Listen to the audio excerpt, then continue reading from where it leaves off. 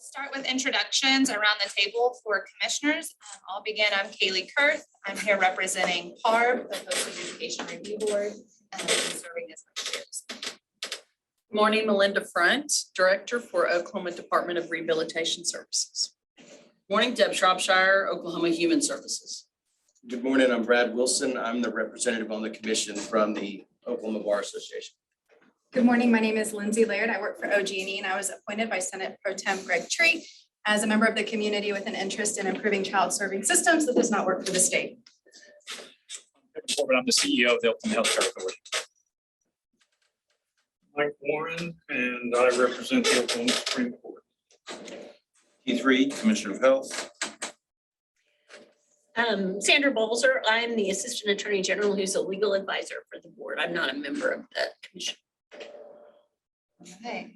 And I want to thank Kathy. She put together a nice cheat sheet for me this morning and had lots of hard work. So I appreciate that. We do have some commissioners online. If you would introduce yourselves.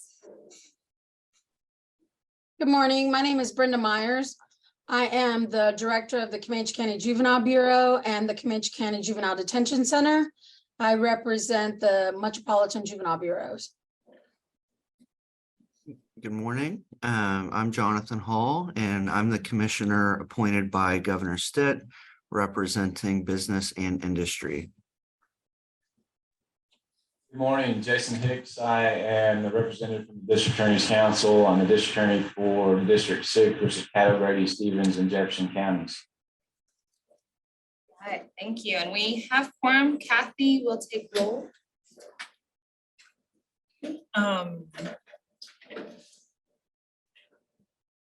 Commissioner Aaron is not here. Secretary Corbett. Here, that's former secretary, just for the record. What? It's all right. It's okay. Director Front. Here. Commissioner Hall. Here, Harrington. District Attorney Hicks. Present. Director Holt. Commissioner Kurth. Here. Commissioner Laird. Present. Commissioner Myers. Present. Commissioner Reed. Commissioner Schneider is not here. Director Shropshire. Here. And Judge Warren. Here. Commissioner Slayton Hodges is not here. Secretary Walters is not here, and Commissioner Wilson. Here. Perfect. Okay, we have a quorum. Next is public comments. We do have a guest here for caregivers over 55 years old. Hi, Miss Betty Hawkins. Thank you for coming. You have 3 minutes. Hello, good morning, commissioners and everybody else that's in attendance. I'm here to represent a demographic that most people say are forgotten, but I don't exactly think they're forgotten because of the great things that they've brought to this community and to our state, even to our nation over the years. And so I say maybe overlooked. This population consists of all ethnicities, all cultures, all races. It is the demographic of caregivers over the age of 55 whose responsibility is the welfare of children. The last time I checked, the number of children in Oklahoma that were under the care of this demographic was 92,000. 92,000 children are under the care of people over the age of 55. In my community, in my generation, we say that you can never miss what you never had. But during the period of the COVID crisis, we know that there was a lot of loss, a lot of bad things happened, but there was one thing that was good, that was unexpected, and that was that we got some help. we got SNAP benefits, we got extra funds. When we got our kids, most of us, not all of us, but when most of us got our kids, they were bouncing little babies, bouncing little bundles of joy. Now they've become tummies that have to be filled, armpits that have to be taken care of, hairy and acne faces that have to have things that needs to be cared for, extra books that we have to give them for schools. During the COVID crisis, these funds we got gave us a breath of fresh air. You know, we got a little relief because of our hard work and our educational status. We kind of pulled ourselves up a little bit on socioeconomic scale, which disqualified us for practically all of the resources that are given to people that need them or families that need these resources. But after we got this help, our oxygen kind of was snatched away from us. We got extra, we had to spend extra money, excuse me, my allergies are really kicking up today. But We're close to time, so just a few more okay, seconds. we had to take care of increased mortgages, gas bills, electric bills, all these things happen to us. And now we're missing those things. I'm not here to ask for much.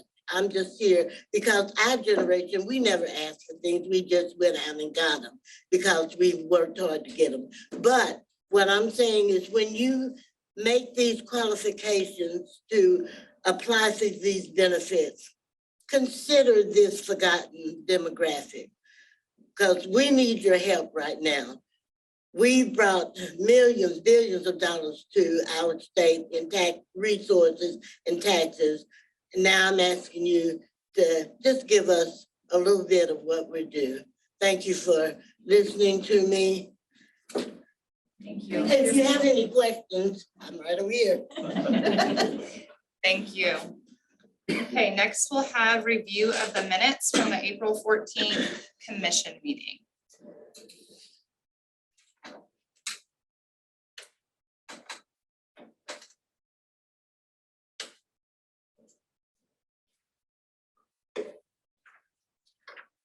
A motion to approve. I'll make the motion to approve. Any corrections or comments? We'll record the votes. Okay. Former Secretary Corbett, Yes. Director Front, Yes. Commissioner Hall, Yes. District Attorney Hicks, Yes. Commissioner Kurth, Yes. Commissioner Laird, Yes. Commissioner Myers, Yes. Commissioner Reed, Yes. Director Shropshire, Yes. Judge Warren, Yes. Commissioner Wilson, Yes. and the motion passes. Next, we will have presentation and approval of the finance report. Old Hawk will be giving that this morning. Good morning. My name is Mehboob and I am business manager with OCCY. Thank you very much for giving me opportunity to share with you the financial progress of the agency. Today, there are two parts of my presentation. The first part consists of the financial report as of May 31st, 2023. The second part is the presentation of the budget for the upcoming financial year 2024.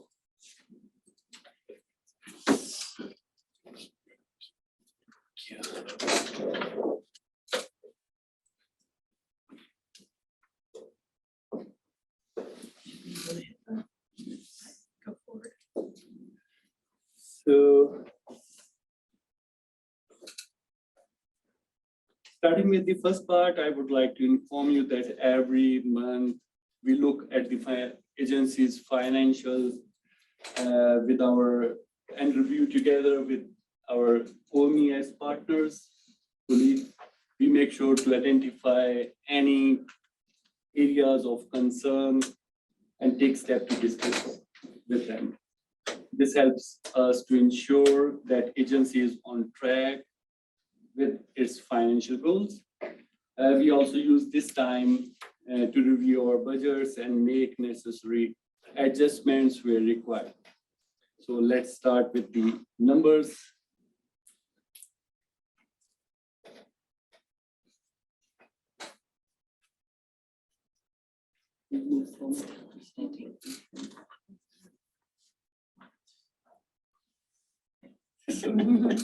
So the numbers were, this was our current year budget.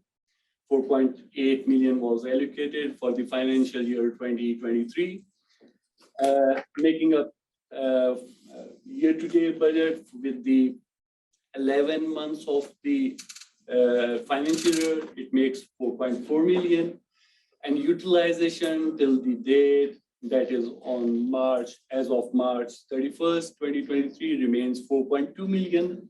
This makes us the utilization of 87% up till now, up till 31st May. And 30% is still remaining or unspent in the budget financial year till the May 31st.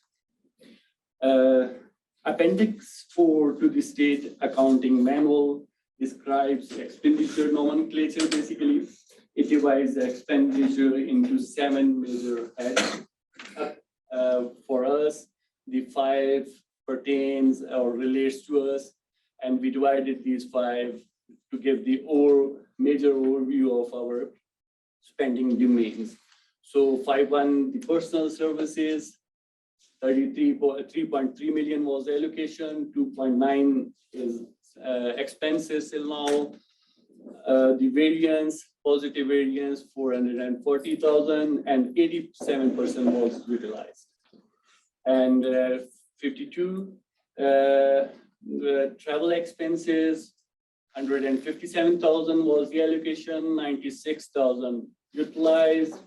The remaining balance is still 61,527, and 61% is utilization in this head.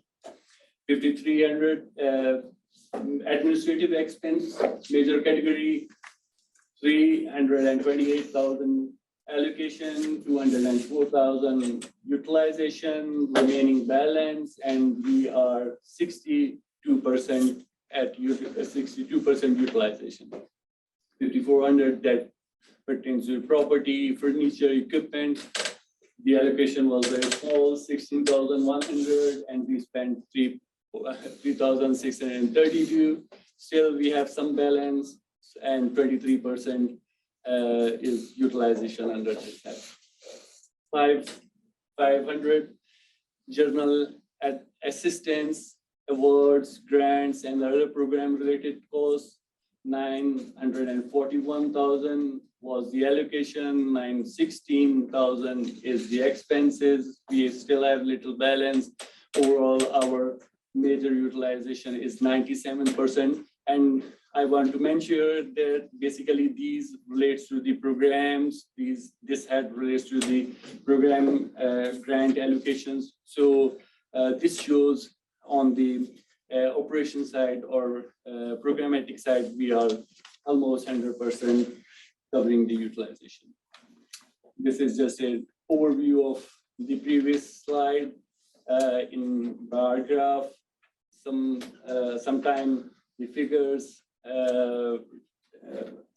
associated along with the graph makes the things a little clearer. The green bar shows the allocation, the orange bar shows the utilization, and this little is basically variance. This is the same variance analysis, but previously we are looking at the macro level. Now it's the account head wise.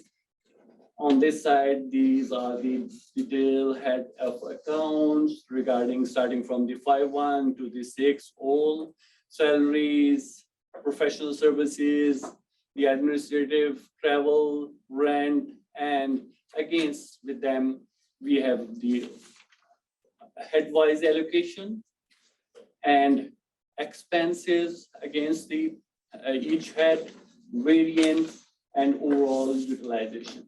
So if we see the utilization, 87% utilized in salaries, 78% in, this is the component of the salaries, basically the first three up to 513.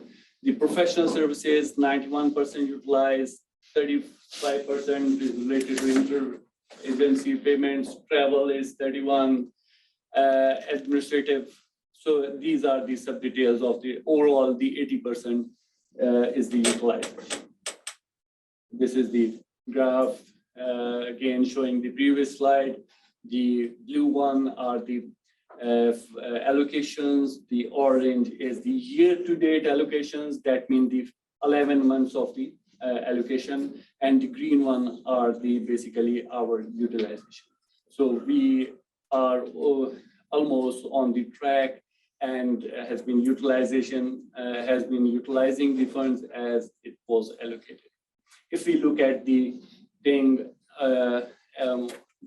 with the perspective of each department, we have the agency have divided in these departments: administrative, juvenile system, children education fund, office planning and coordination. So these are the departments under the agency working, and the allocation against each department remains is here mentioned, becoming the total, making it the total budget allocation.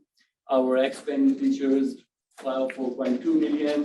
If we see all over the departments, this utilization percentage shows which department is utilizing the funds as it is.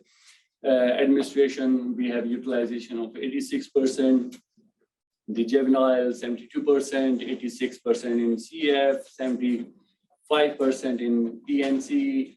PRB 82%, MDTs 95%. This was the grant department, the CASA contract 100% utilized. Children incarcerated parents 89%, juvenile competency 190%, board of child abuse 99%. So these are the overall utilization under the each department, and we are 87% of utilization as per the overall budget volume.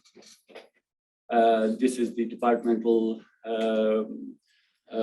graph showing each department. The blue ones are the allocations.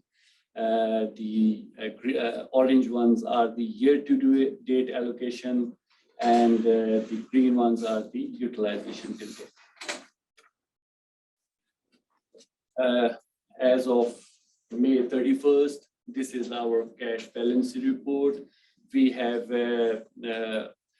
different class funds under 191. That was the general revenue fund for the financial year 21. So we don't have any balance under this classification. Under 192, that is the general revenue fund for the financial year 22. We have 415,000 under this fund. 193, this is general revenue fund for the fiscal year 23. We have balance of 180. 2,000 is the revolving fund. 210 is the CAMTA revolving fund, and this is the basically payroll withholding account. This that is basically for the deduction from employees' deductions. So overall, our cash balance is 808,640.27. Along with this presentation, with the packet, we put the detailed peoples of financial generated reports. That reports generated by the peoples of financial system generated. That includes the operating budget comparison by business unit and the department, the allocation and of budget and cash balances, summary of receipts and disbursement up till now, the 6 months statutory cancellations, detailed expenditure report, and outstanding encumbrance. So these all are included in the packet for detailed review of the commission. Overall, this is the financial reports. I already mentioned we used to discuss with the OMS colleagues on monthly basis to make it sure everything is on right track. We review the budgets, we review the detailed expenditures, and this month, May 2023 report were discussed with the our ABS colleague Megan Patton, financial manager. Keeping in view the budget utilization trends, we plan to utilize more than 90% of the current year's budget. Overall, the remaining activities in the finance, especially, all are going well up till now. We set up the figures for the upcoming budget, created the POs for the upcoming financial year, and the other routine invoicing from the suppliers, payments to partners is progressing normally. So this is the end of first part of the financial report. I can help in asking, giving any answers to your questions. What was the initials MDTs on item 10044? MDTs. Multidisciplinary teams. Okay, all right. What are the plans with the over $800,000 in cash? Okay. You're talking about? Yeah, so what do we anticipate that to be spent down at the end of the fiscal year? So, please, Go ahead. Okay, we anticipate, as per our trends, we anticipate that we would be utilizing 90% of the budget. So we are remaining with the June thing, and at the end, what we are estimating it would be 630,000 in balance. Thank you. Do we have any plans with that 630 at the end of the fiscal year? That would be carried forward to the next year's appropriate, just like this one. If you see these carryover from the previous years, so we take care of them in budgeting next year for financial year 2020. So we have a portion for that these funds will be coming from the carryover, and we have planned for the budget. Thank you. Yes. So I just wanted to add, so we had always planned on having some reserve just for the, in case. Now, did we want 630? Probably not. Some of that's lapsed salaries when we didn't have positions filled quickly. So those will be used for one-time projects, or maybe increasing a contract for a bit and then pulling back if that makes sense. So it won't be used for core services because we can't rely on it. Thank you. Any other questions before we vote? Okay. I move to approve the financials. I'll second it. Thank you. Okay. Former Secretary You Corbett. can call me C. That's why I'm here on this board anyway. Okay. C is the Healthcare Authority rep. Yes. Okay. Director Front, Yes. Commissioner Hall, Yes. District Attorney Hicks, Yes. Commissioner Kurth, Yes. Commissioner Laird, Yes. Commissioner Myers, Yes. Commissioner Reed, Yes. Director Shropshire, Yes. Judge Warren, Yes. Commissioner Wilson, Yes. and the motion's passed. Next presentation will also be by Mabu for the proposed state fiscal year 2024 OCCY budget.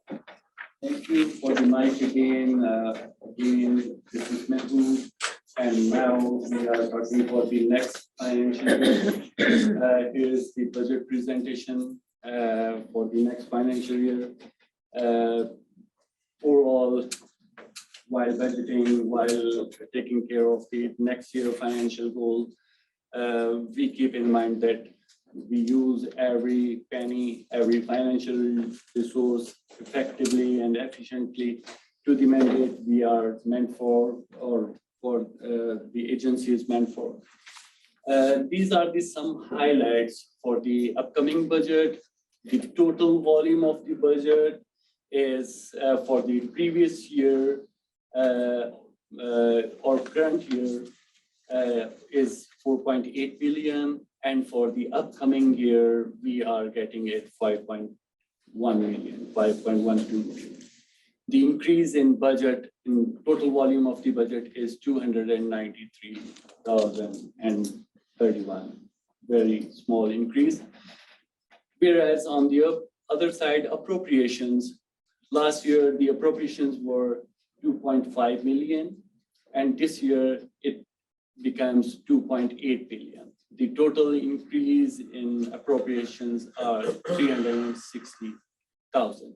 So very small increase in the appropriations. This increase is basically given under majorly three ads, that is 60,000 for the juvenile competency, 100,000 for the child medical examiner, additional 1 to exams per week, and 2 full-time employees positions, 200,000 for that.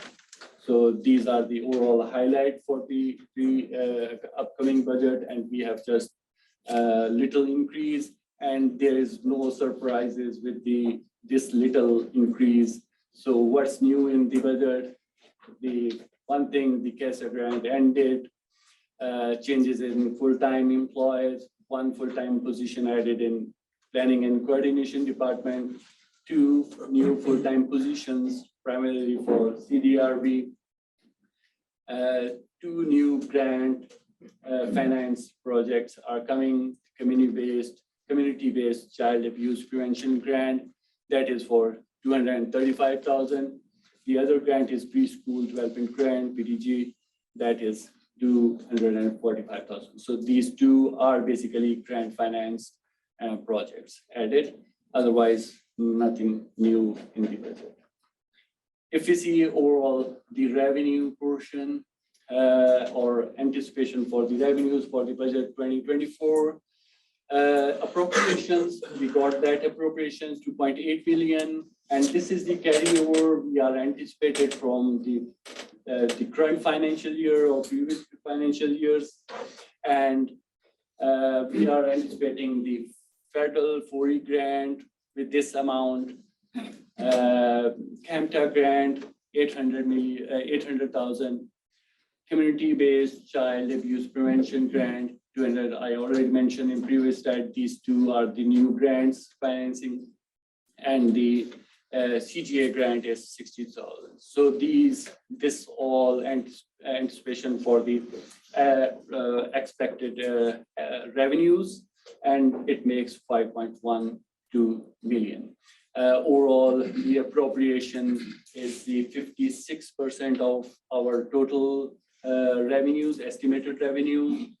12% is coming from the carryovers, 6% is the federal 4E grant, and remaining 26% are the grant financing under different CAMTA, PTG, and CGA grants. So this is the overall combination, percentage combination of our revenue. If you look at the staff details for the budget 2024, we have total 29 full-time positions. This includes that 3 positions we already mentioned. 1 is added and 2 is under process. So we would be 29 full-time positions, 7 in administration, juvenile system oversight department, 8 positions, CF 2 positions, planning and coordination 3 positions, is 2 positions, MDTs 2 positions, and child death review 5 position after adding the new one. So we would be having the 29 full-time positions. This is the macro level, the summary of the budget 2024 showing up again in the 5 major domains as per the state accounting manual that describes the nomenclature of the accounting heads, the personal services. Current year, we have 3.3 million of allocation, and we utilized up till May 31st, 86%, almost 87%, and budgeted for the next year is 3.8 million. This increases by $514,838. So that included their 3 positions added in the personal. And this also includes, this personal services also includes the professional services. So including all that professional services, it makes 3.8 million.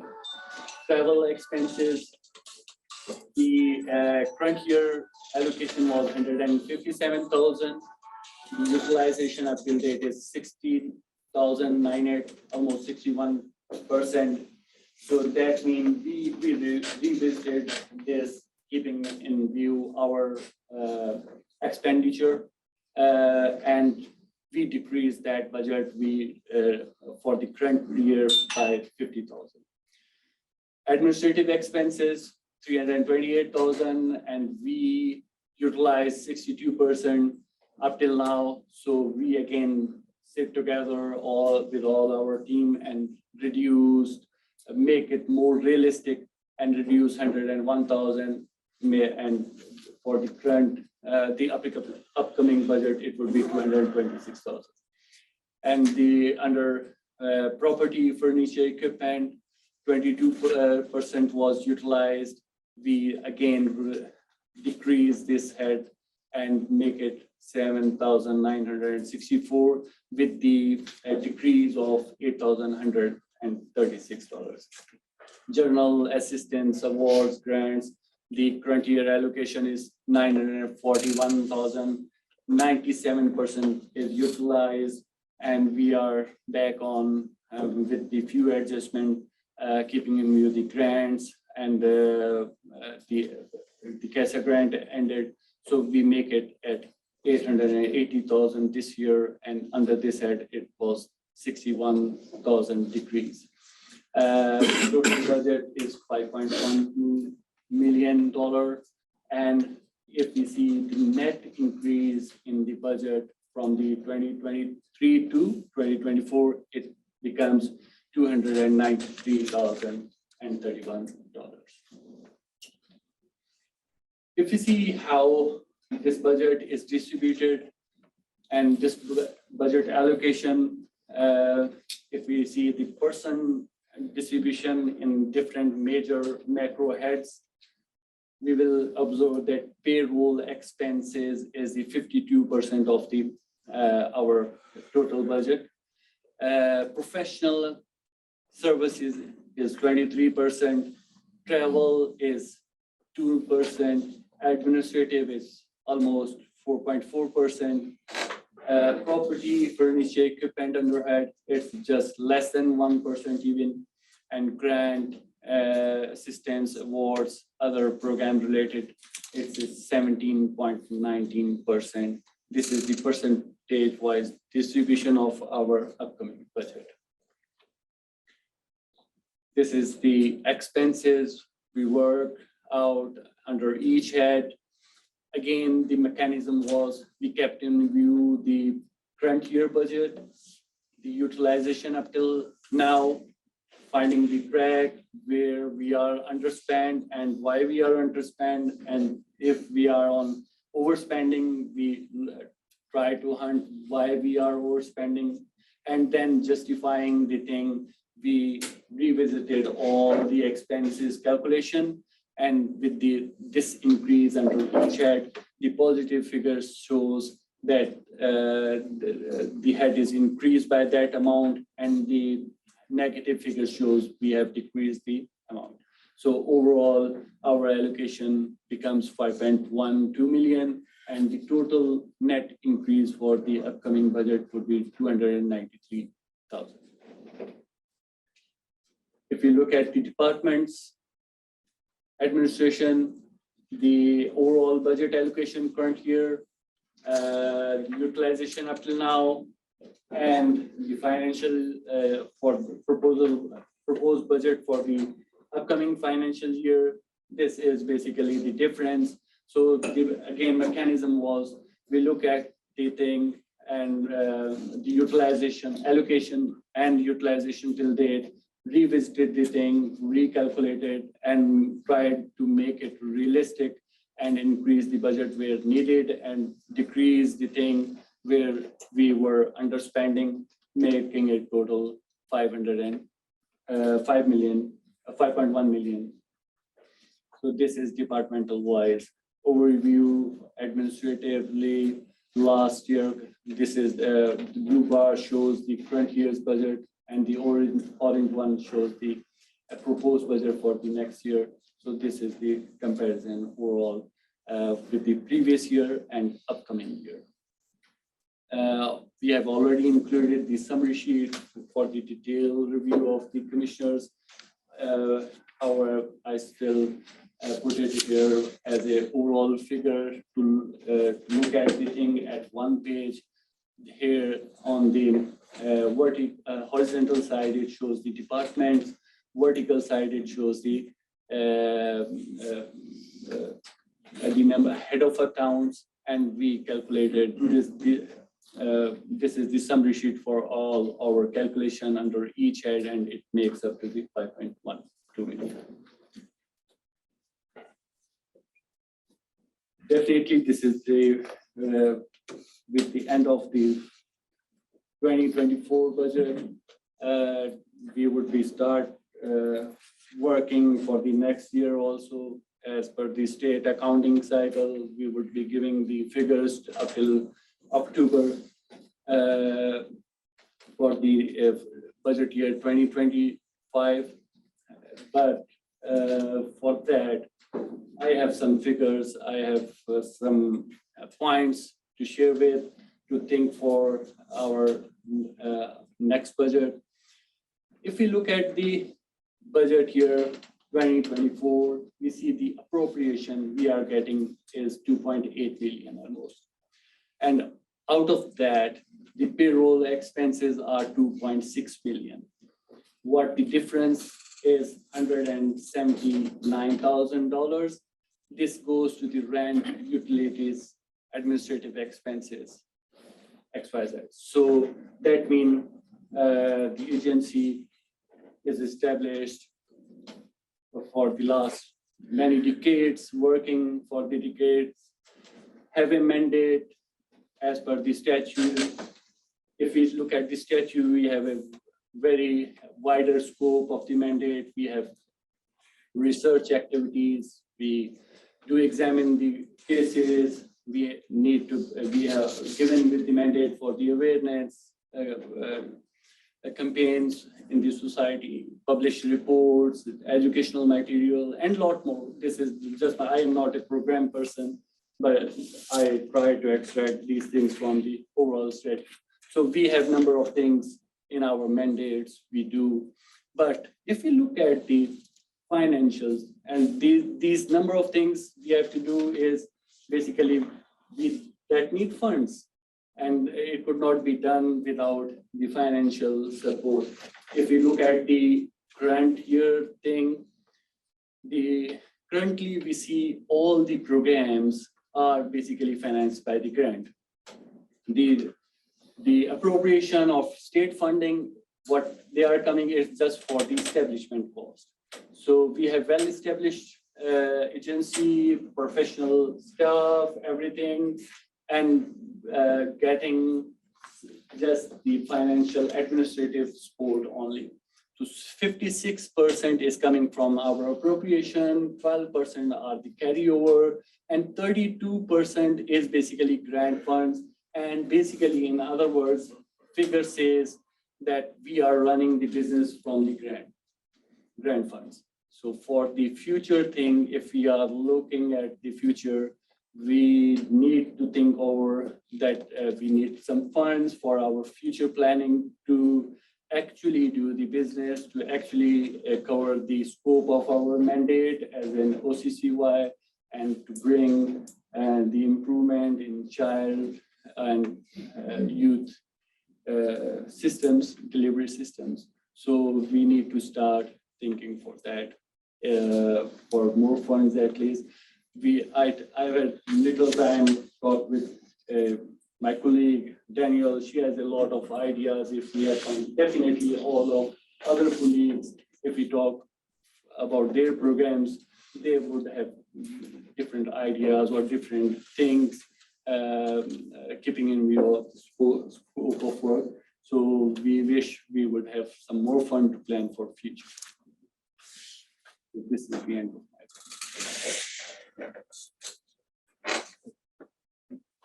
Questions?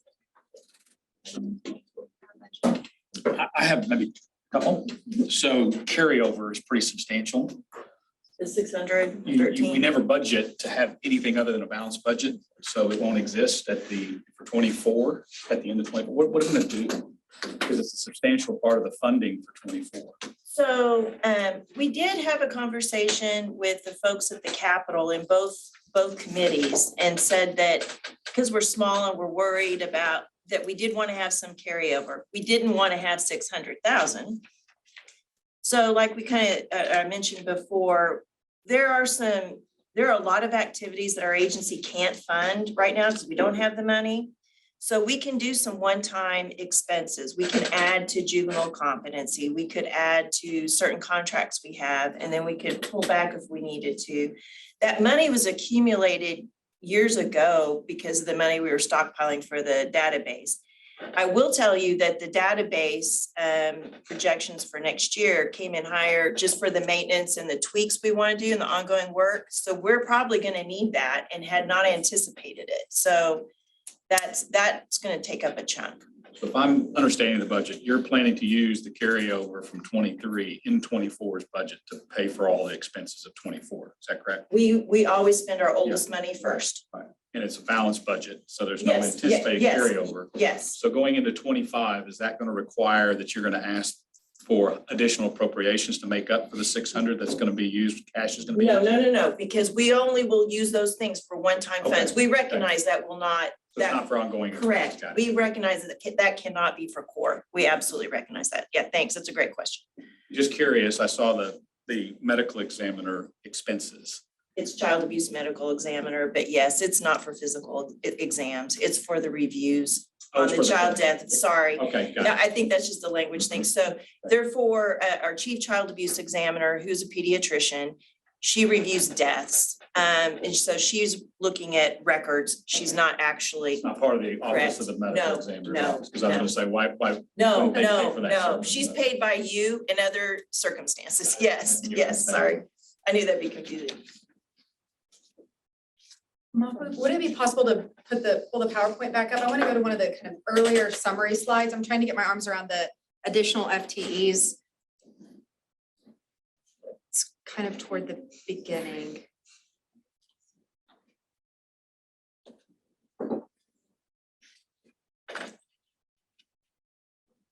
Go back, I think it was like maybe the second or third slide. Do that.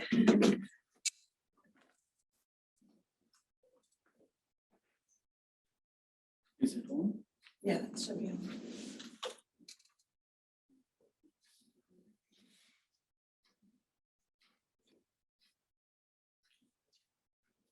Just. Shara, can you do it with yours?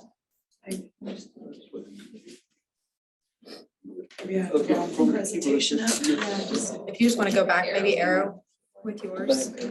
Yeah, just go back. How sharp? Okay. Okay, no, The budget. the budget? Yeah. The it's new for 24, budget. Yep. On the new budget? Okay. Yes. Go forward, Go forward one. I'll go forward. One other, okay, right here.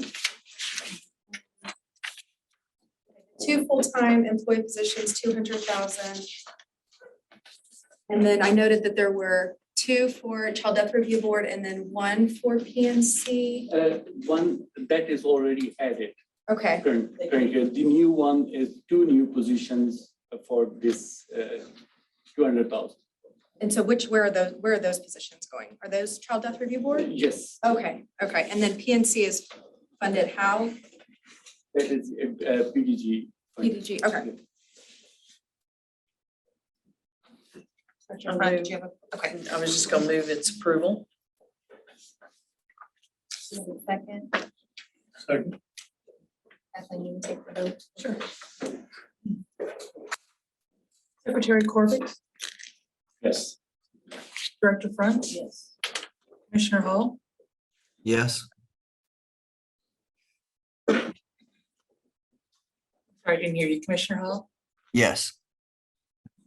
District Attorney Hicks, Yes. Commissioner Kurth, Yes. Commissioner Laird. Yes. Commissioner Myers, Yes.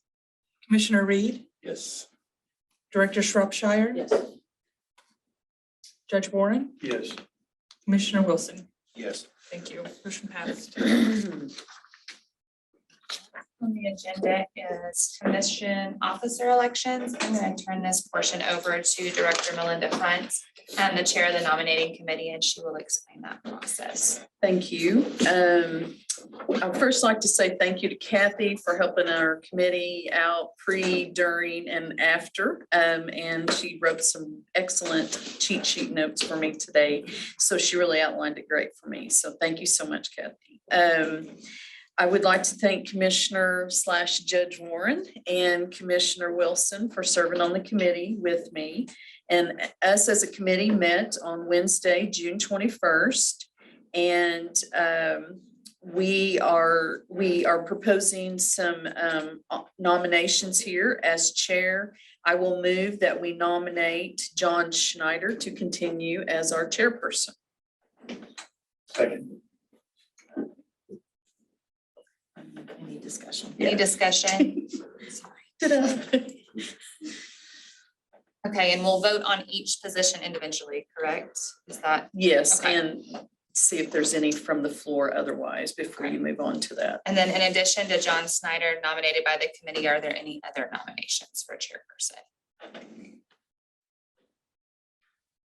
Okay, there are no additional nominations. Kathleen will record the votes. I'm sorry, Judge Warren, did you second? Yes. Okay, thank you. Okay. Secretary Corbett, Yes. Director Front, Yes. Commissioner Hall, Yes. District Attorney Hicks, Yes. Commissioner Kurth, Yes. Commissioner Laird, Yes. Commissioner Myers, Yes. Commissioner Reed, Yes. Director Shropshire, Yes. Judge Warren, Yes. Commissioner Wilson, Yes. and the motion passes. Next position will be for vice chair. Because I'm being named in this vote, I will turn this portion over to Secretary Jonathan Hall. Director Front. Yeah. So I will make a motion to nominate Callie Kurth as our vice chair to continue. Second. Okay, in addition to Kelly Kurth being nominated by the committee, are there any other nominations for vice chair from the floor? Okay. Let's take the vote. Secretary Corbett, Yes. Director Front, Yes. Commissioner Hall, Yes. District Attorney Hicks, Yes. Commissioner Kurth, Abstain. Commissioner Laird, Yes. Commissioner Myers, Yes. Commissioner Reed, Yes. Director Shropshire, Yes. Judge Warren, Yes. Commissioner Wilson, Yes. and the motion passes. Okay, next is nomination for secretaries. Okay, I would like to nominate Commissioner Jonathan Hall for secretary. Second. In addition to Jonathan Hall being nominated for the committee, are there any other nominations for secretary? There are no additional nominations. Kathleen can record the votes. Commissioner Aaron, I'm sorry. Secretary Corbett, Yes. Director Front, Yes. Commissioner Hall, Abstain. Commissioner, District Attorney Hicks, Yes. Commissioner Kurth, Yes. Commissioner Laird, Yes. Commissioner Myers, Yes. Commissioner Reed, Yes. Director Shropshire, Yes. Judge Warren, Yes. Commissioner Wilson, Yes. and the motion passes. Thank you, nominating committee. I know that was work. I appreciate all that you have done for the commission. Congratulations to the officers. Um, Next on the agenda, we have the Parent Partnership Board. Amber Adams is going to present to us today.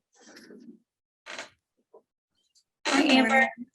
Hi, guys. My name is Amber Adams, and I'm presenting for OCCY this morning. I just wanted to go ahead and let you guys know that you have been provided a written record of all activities that the Parent Partnership Board has been doing. We'd like to take this time to say that we appreciate Commissioner John Schneider for participating in the Protective Factors Train the Trainers training, and that we are really thankful for Commissioner Jonathan Hall for meeting with the Parent Partnership Board members a couple of weeks ago. We really appreciated his time and the great discussion. I would like to take a few moments of your time this morning, if I may, to discuss a little bit of my story and why I am a member of the OCCY Parent Partnership Board, a member of the learning community, a member of the Oklahoma Family Wave, and why I have dedicated my life to serving the families in Oklahoma. I am the proud parent of two young men. They are 20 and 14. And our story starts like a lot of Oklahoma families. Never had a lot of resources, grew up kind of rough, met my husband young, fell in love. We were young, didn't know what we were doing. And unfortunately, in 2011, we had a domestic violence incident in our home between him and I. Law enforcement was involved and DHS became involved in our lives. So, we had the DHS visits, and unfortunately, my husband had some severe mental health issues, and it was a downhill slide. He pursued mental health treatment at that time in Oklahoma, 2011, 2012. We were not where we are now. And there were a lot of hardships. On February 28th, 2012, I reached out to our local law enforcement. My husband was in the middle of a psychotic break. I reached out to local law enforcement, and I was informed that unless he was violent or a danger to himself or others, and I quote, they did not have the time to deal with it. On February 29th, 2012, my husband completed suicide in our home. Because it occurred in our home, another DHS investigation was opened. On March 1st, I received a phone call from our caseworker, and I informed her what had happened and that, could I reschedule our home visit because we were not home. I, of course, told her the circumstances of why the children and I were not home. Her response was not very empathetic or compassionate. She told me that she would give me a week and she would come out the next week for our home visit. When she came out the next week, she informed me that they were contemplating pursuing charges of failure to protect against me And that if I did not want charges of criminal nature against me, I would agree to participate in the CHUBS program, which is the Comprehensive Home-Based Services. I was terrified. All I heard was they were going to take my children. So I agreed. I apologize. The caseworker that we had in the beginning was not a very empathetic or compassionate human being. I was terrified to grieve in front of her. I had lost everything in the span of a few hours, and I was terrified of losing my children. My oldest son decided he wanted to try to play baseball. He was 9 years old. Unfortunately, when the coach told him to keep his eye on the ball, he listened a little too well and caught the baseball with his eye. Broke his orbital socket, took him immediately to the emergency room. I called the coach and I said, I need the names and numbers of every parent that was here. I need your contact information, any videos, I need any information that I have because my worker's coming tomorrow. Worker came out the next day, looked at my son, and immediately pulled him to the side and informed me that she needed to talk to him privately. And I said, okay, talk to my son. When you're ready, I'll talk to you, About 15 minutes later, I overhear her on the phone with her supervisor. And I kind of start to panic because I'm just hearing bits and pieces of the conversation. Finally, the supervisor asked to speak to me. And the first words out of her mouth were, please don't panic. I just need to know what happened, which of course caused me to panic. I informed her of what had occurred. I told her that I had all the documentation from the hospital. I had all the reports from the other parents who were present, the coach's name and information, all of this. Needless to say, that was the last day that we saw that particular caseworker. She was removed from my case, and I say thankfully. The next caseworker that we had, it was night and day. The first words out of her mouth when I met her were, I am so sorry this happened to your family. Can I give you a hug? Are you and your kids in services? Where are you going to grief counseling? This was the first I had heard of, grief counseling and, any type of assistance. She helped me apply for housing because I lost my home in this process. She helped my children and I find grief counselors. She helped me get my youngest son into Head Start. She changed our lives for the better because she was there for us. And she showed me that there were other people who cared. I shared just a little bit about what happened to my family in this darkness because I made a promise to myself. If I came out the other side, I was going to help other families. I didn't know how. I didn't know where that would take me. But I wanted to help other families. I wanted to show people empathy and compassion and love. I would like to say, in the years that have passed since 2012, Oklahoma has made great strides. Our dedication to mental health services. I am so proud to say, we have 988 and we've expanded our community programs. And for that, I am so thankful to the men and women who make those decisions and get those funding because I've seen the difference it makes. Handle with Care that just came through, that is an amazing program. I wish my children would have had that. It's so hard 2 days later to have to go back to school and to practice. OHS is, now doing the Hope navigation trainings and the science of hope. We see that in our mental health facilities and our social workers. My ask, and I implore, we need more services for our families. We need more access. We need to stop the stigma.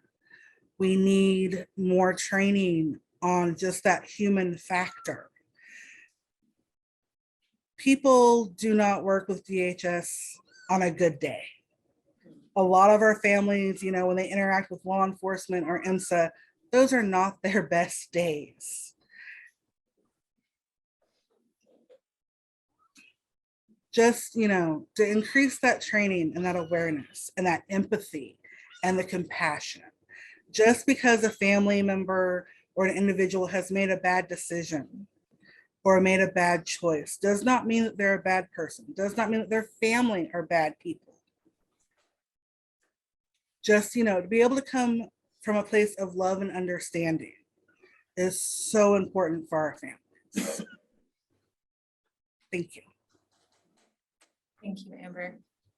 Thank you for sharing your story, and thank you to the entire Parent Partnership Board for reminding us of the importance of lived experience.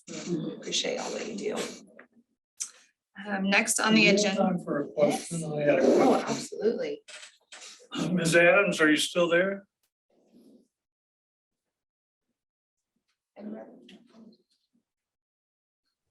Amber, are you? Yes. How did Chubbs work out for you? Actually, when I got the new worker, it was amazing. I had learned, I was a young parent. I had my first son at 19. And so I was very blessed to have a lot of support. Just learning more about what was normal childhood behavior, learning, that it was okay to walk away. So for me, it turned into a very positive experience. I've actually recommended over the years and the work that I've done, several parents to look into it and similar programs for parenting. Okay. Thank you. I wanted to add something really quick if I could. I just wanted to take a moment to encourage each of you, if you haven't had an opportunity to visit with the Parent Partnership Board, it really is a great use of time. There's some fantastic people on that board. I learned a lot, and I would encourage you to, if you haven't been able to yet, to try to make the time. It's definitely worth it, and I know they're really trying to meet with each of us as commissioners individually. So it was worth my time, and there are just some great folks that are doing a lot of good work. So that's my plug. Okay. Next on the agenda, we have Director Shropshire. Is going to share on human services for children and families. Yeah. I would just echo Judge, thanks to Miss Adams for, sharing your story. I was worried at the beginning. I don't know if I want to follow this story, but it got better. So I'm glad to hear that.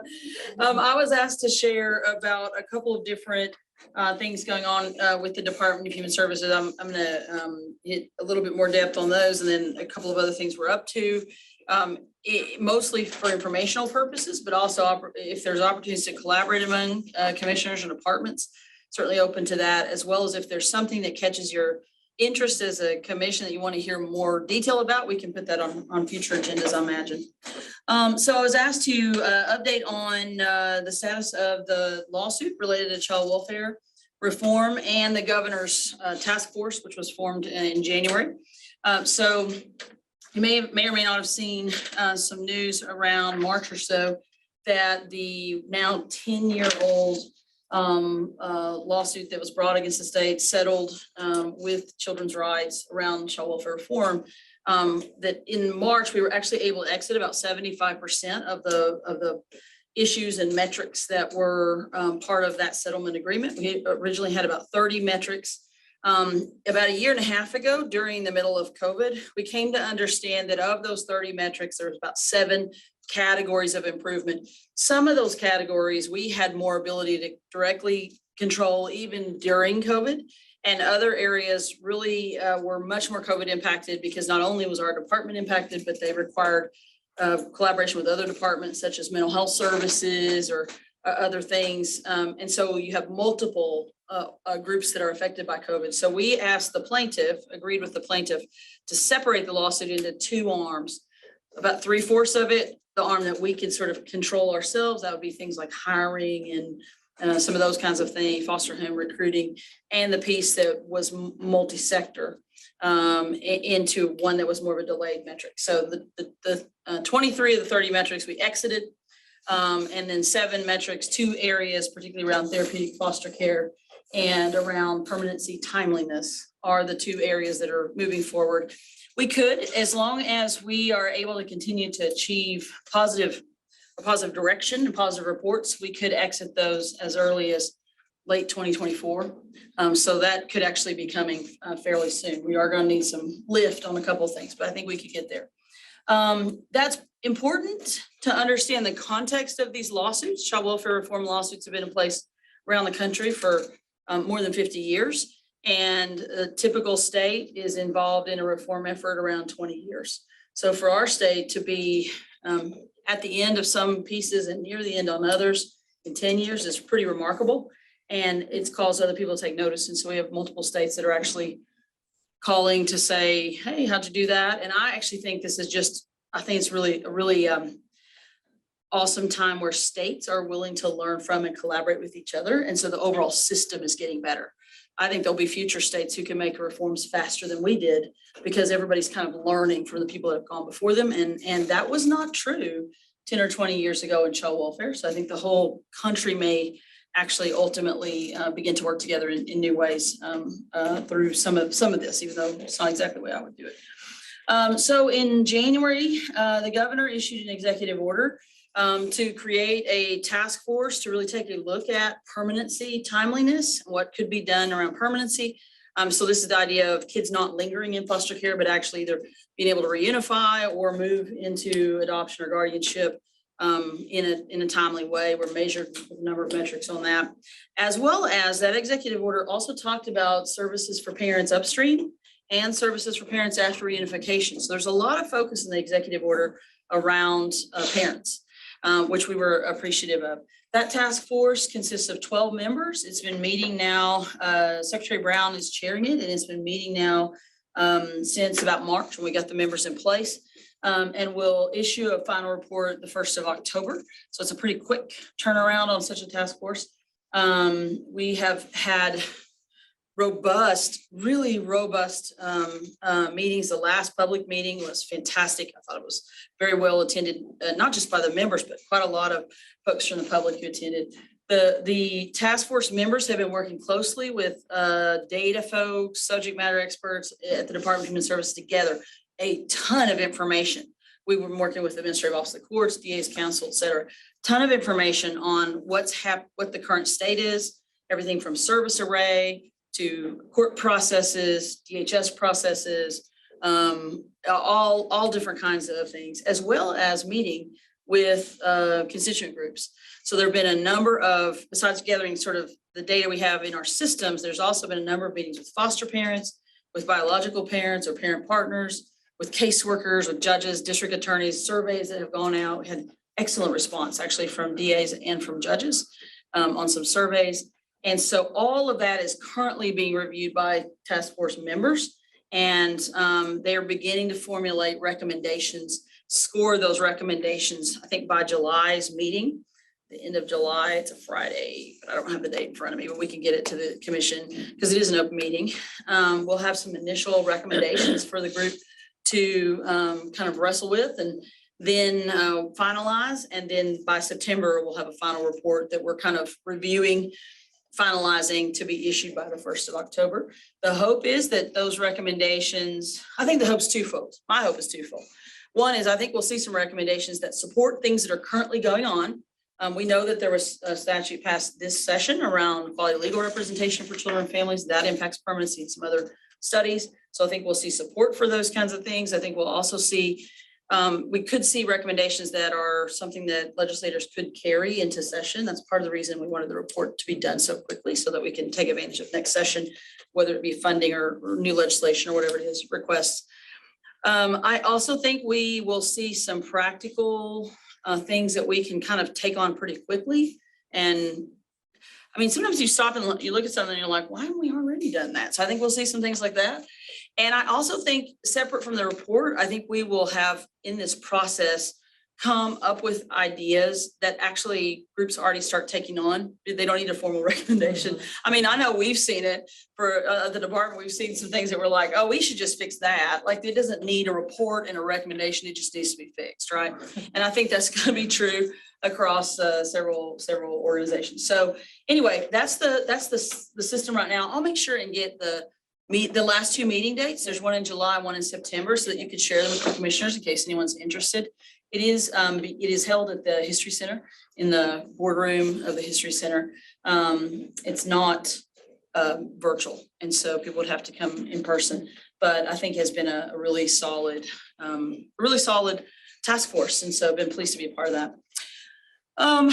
The second thing I was asked to sort of share about is some of the ongoing challenges we have in our system and in multiple systems, I think, around high needs kids.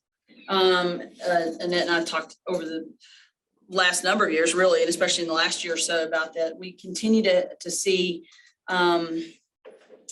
pressure in our system and in our state around kids that have significant mental health, developmental, or behaviors. I won't call them juvenile justice because they may not be juvenile justice involved, but behaviors that are aggressive or cause engagement with law enforcement or the juvenile justice system.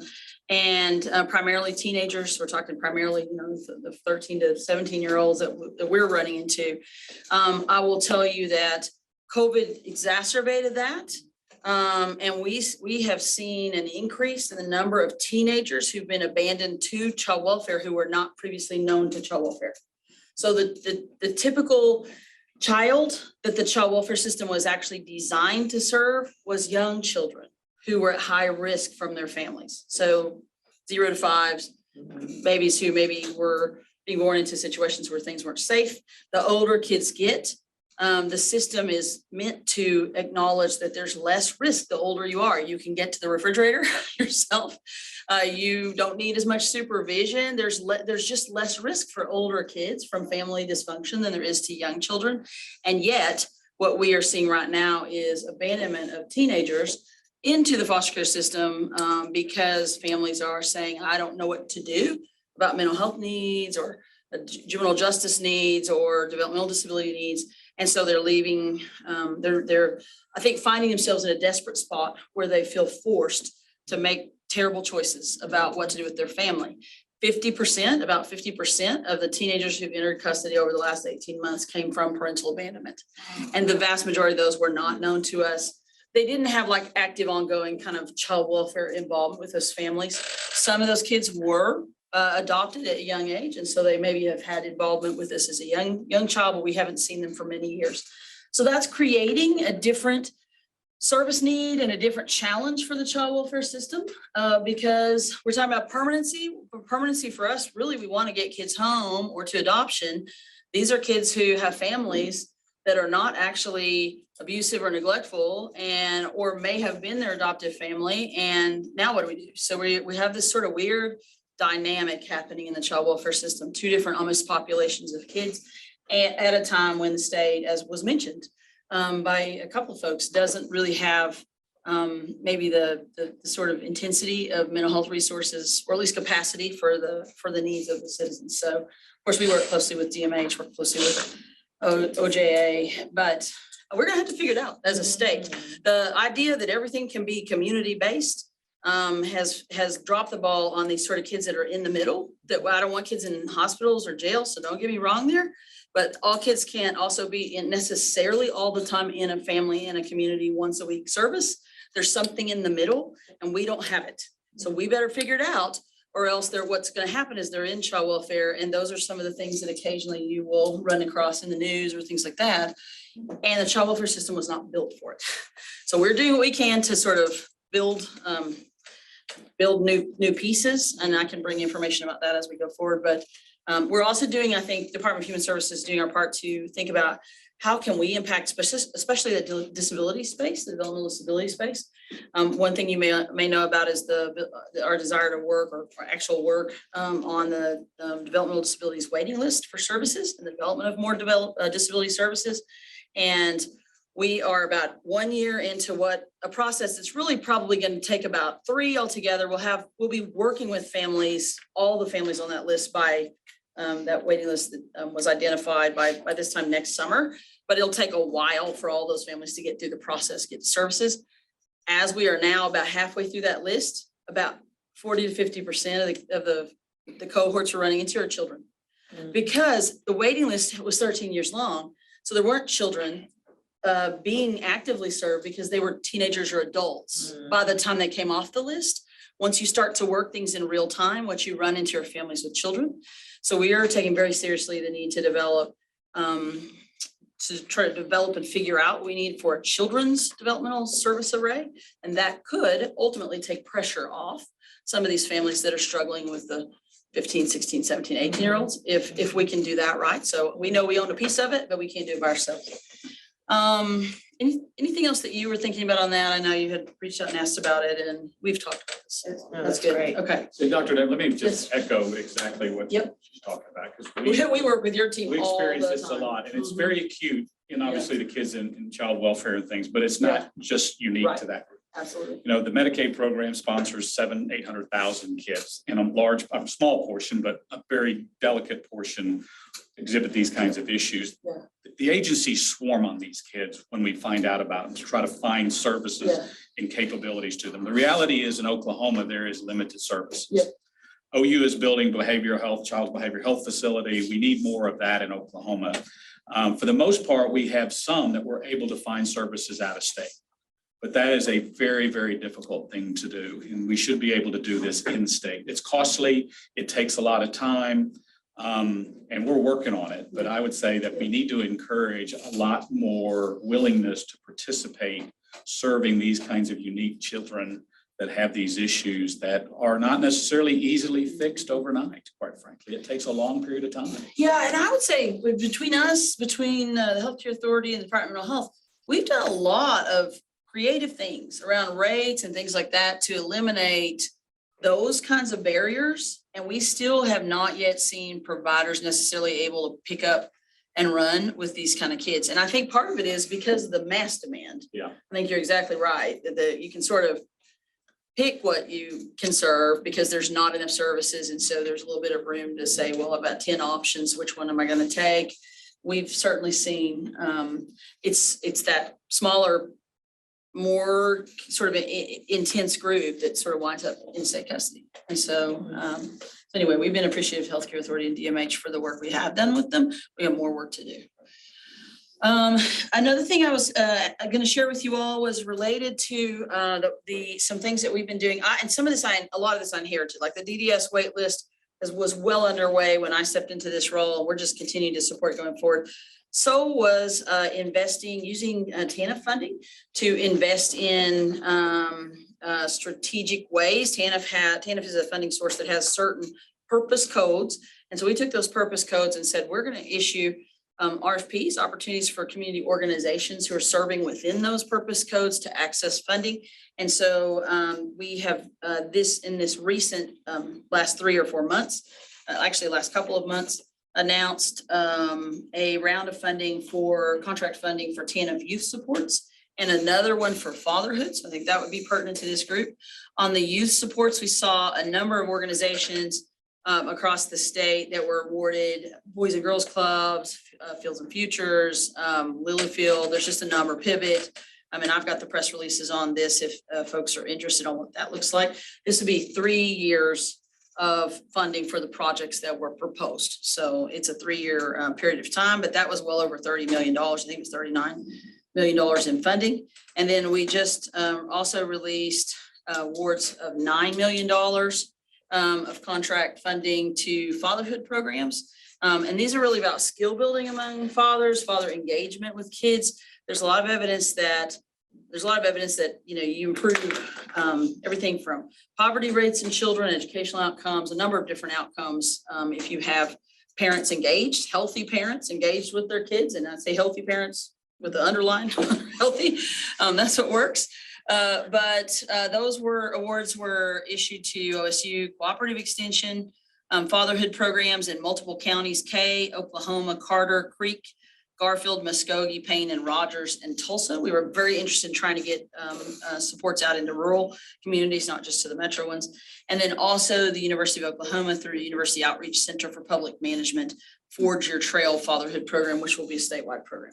So a couple of different rounds of intentionally thinking about how we can leverage dollars to invest in strengthen things that ultimately hopefully will strengthen families and result in better child outcomes. I mentioned the DDS waiting list. I'll also mention among the TANF work that we're doing, TANF is a work program.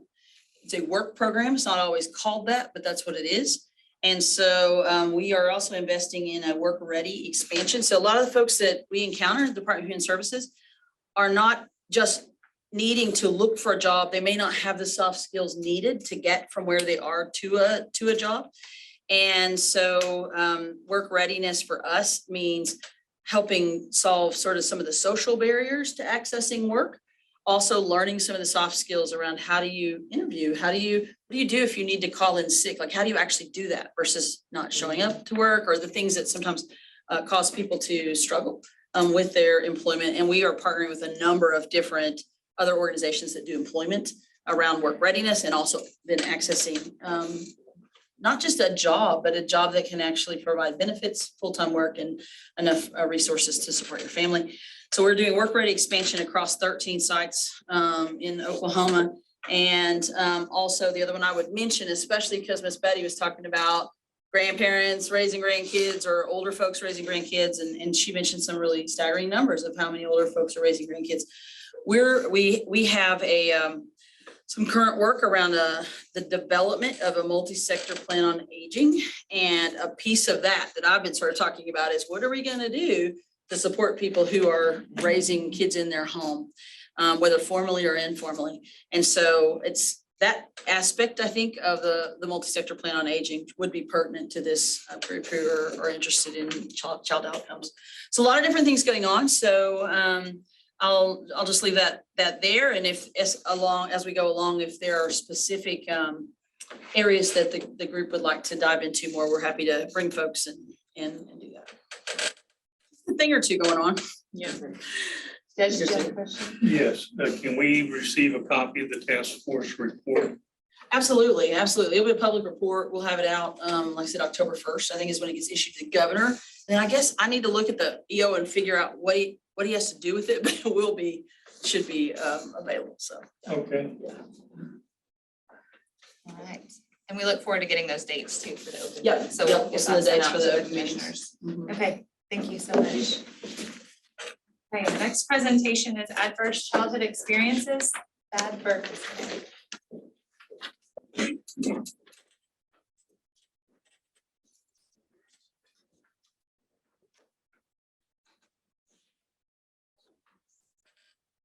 Haley, how long will I have? Have a time? 20 minutes? Can you get a 3-minute one? Yes, I will. Thanks, Thad.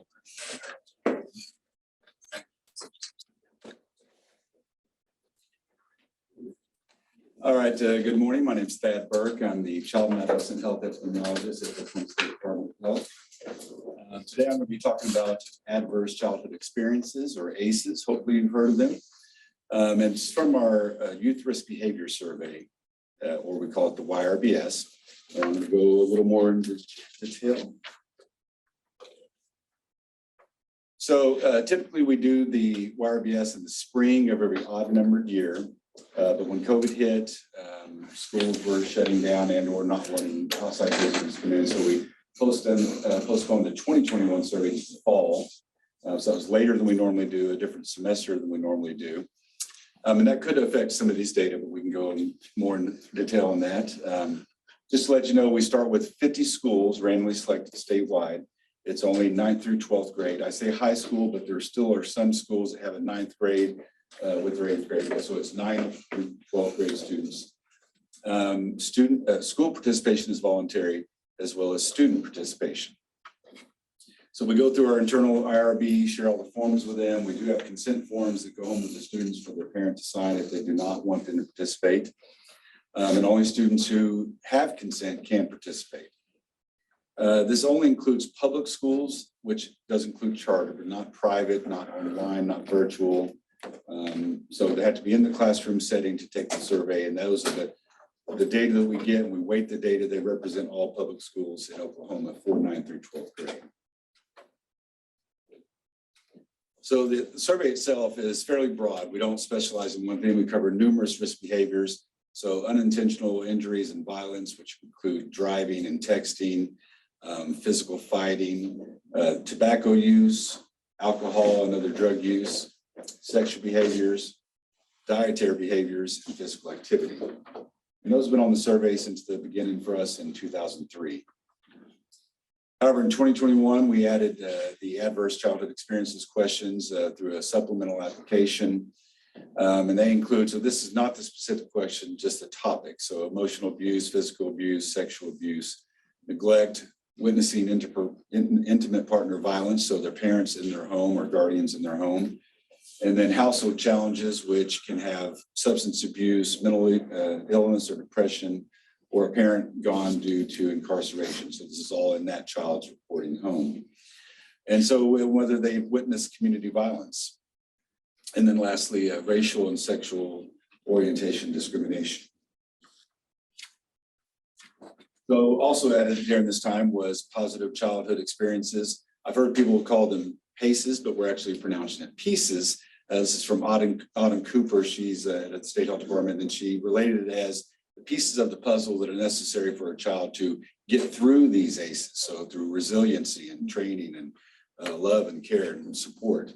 So this is about if they have an adult in their family they can talk to about their feelings, or a friend, and then feeling close to people at their school. So we just have 3 pieces or PACEs on this survey, but they do show some positive signs.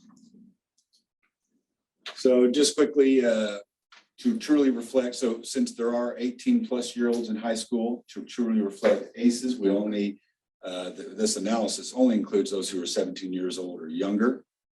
And there were 13 total questions for the ACEs, but then kind of repeats. So we have a recent emotional abuse and a lifetime emotional abuse and a recent physical abuse in a lifetime. We combine those together in 2 questions. So the total possible score was 11 out of those 13.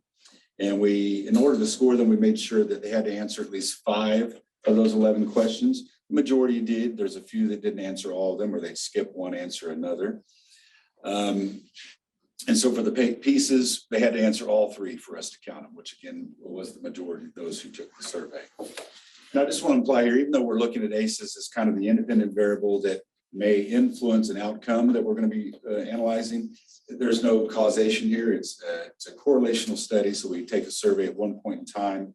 But however, you see a significant association, and we'll talk more about that. So I'm not going to read these verbatim, but here are each of the ACEs, how they're stated on the survey, and then how we code them as what is considered an adverse exposure. For so several of them, they have a liker level of response of during your lifetime, have you ever been abused in the home? And that's not the exact wording, but the response options are rarely, sometimes, most of the time, or always, or never. And so we combine them. You can't see in that top one, but some of them, most of them are never versus the other categories. There, thank you. And then if you have a Likert scale of number of times, so 0 times, 1 or more times, we combine that with 1 or more times versus never or 0. And then those that have a yes or no response option, of course, the adverse response is yes, I experienced this ACE, or no, I didn't. And so here are the 3 additional. The previous slide I showed is what we called our core ACEs, and those most closely represent from the Kaiser Permanente study in 1994, 1998. And so these are 3 additional they kind of added on that as we move through time and realize there are other things children experience that might be considered ACEs. So if they've ever felt like they're treated differently or unfairly because of their race, their sexual orientation, and then of course witnessing community violence in their neighborhood. So here's a prevalence estimate for each one of those. I'm just going to allow you a moment. I'm not going to read through each one. And you can see that the emotional abuse had the highest prevalences of these core ACEs. I'll give you just a moment.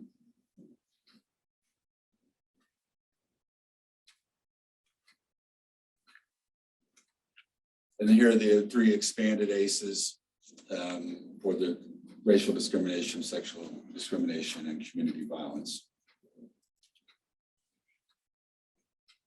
So each of those are important in and of themselves. But the reason we ask so many is we want to create a composite score to see, are there levels of these groupings that mean more in as far as the risk. So we created these ACE group categories where you have 0 ACEs, 1 ACE, 2 to 3 ACEs, and then 4 or more ACEs, and you can see the prevalence there. Yes. Community violence is what? I mean, give me some examples of that. The question. I'm sorry, I missed it. That's all right. So these. There it I think is. it's there, yes. Okay. Have you ever seen or heard someone get physically attacked, beaten, stabbed, or shot in your Thank you, neighborhood sorry. in real life?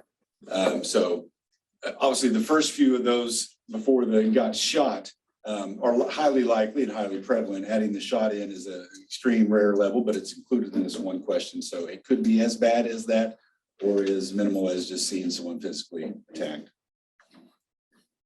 I realize my readers aren't going to help me from 40 feet away. So even though we created the score groups, now we want to know how they correspond with other issues. So here we looked at 6 common risk indicators. I chose these based on every year I have people ask me about mostly these things. Hey, Dad, what are the newest data show? So have they been bullied? And so this is either in school, on school property, or electronically, 2 separate questions on the YRBS. And if they answer yes to this question, that they felt so sad or hopeless every day for 2 or more weeks in a row that they stopped doing usual activities, I called that depression. It's not a clinical definition. It's very close to a clinical definition of depression. So I just called it depression here for ease of use. Same thing, we have 4 questions on suicide. So if they answered yes to any of these, if they seriously considered attempting suicide, made a plan about how they would attempt suicide, or if they actually attempted suicide, and if they had a suicide attempt that resulted in the injury that had to be treated by a physician or other medical professional. So if they answered yes to any of those, I consider that a suicide risk. And then if they use marijuana currently, which means last 30 days, used alcohol currently means last 30 days. And if they're sexually active, meaning 1 or more times in the last 3 months. Yes, Judge. I'm sorry. Are your questionnaires signed by the person filling them out? No, so it is confidential and anonymous. So Okay, then my question would then be, why would you have to have parental permission to have that person answer these questions if they are anonymous? Because if I was a parent and I've been beating up my kid, I sure as hell wouldn't let them answer the questions. And so it would suggest to me that your answers are skewed. Well, so this is a self-reported by the student survey. They take it in the classroom setting, not at home. And we do send home consent form. It does not list every single question individually, but it does topically. So like when I listed those topic-based, not question-specific, it says we do ask about experiences in the home and talk about HIV or sexual behavior. So we touch on the nature of sensitive questions in the survey. We give my phone number and our IRB chair the phone number for the parent to call if they have concerns. But for the most part, parents don't have an issue of their children taking these surveys. The hardest part for us to do, and I'll do this in the end, is getting into the school. Because of these, schools are more worried about what their parents will think than what the parents actually think about these types of surveys.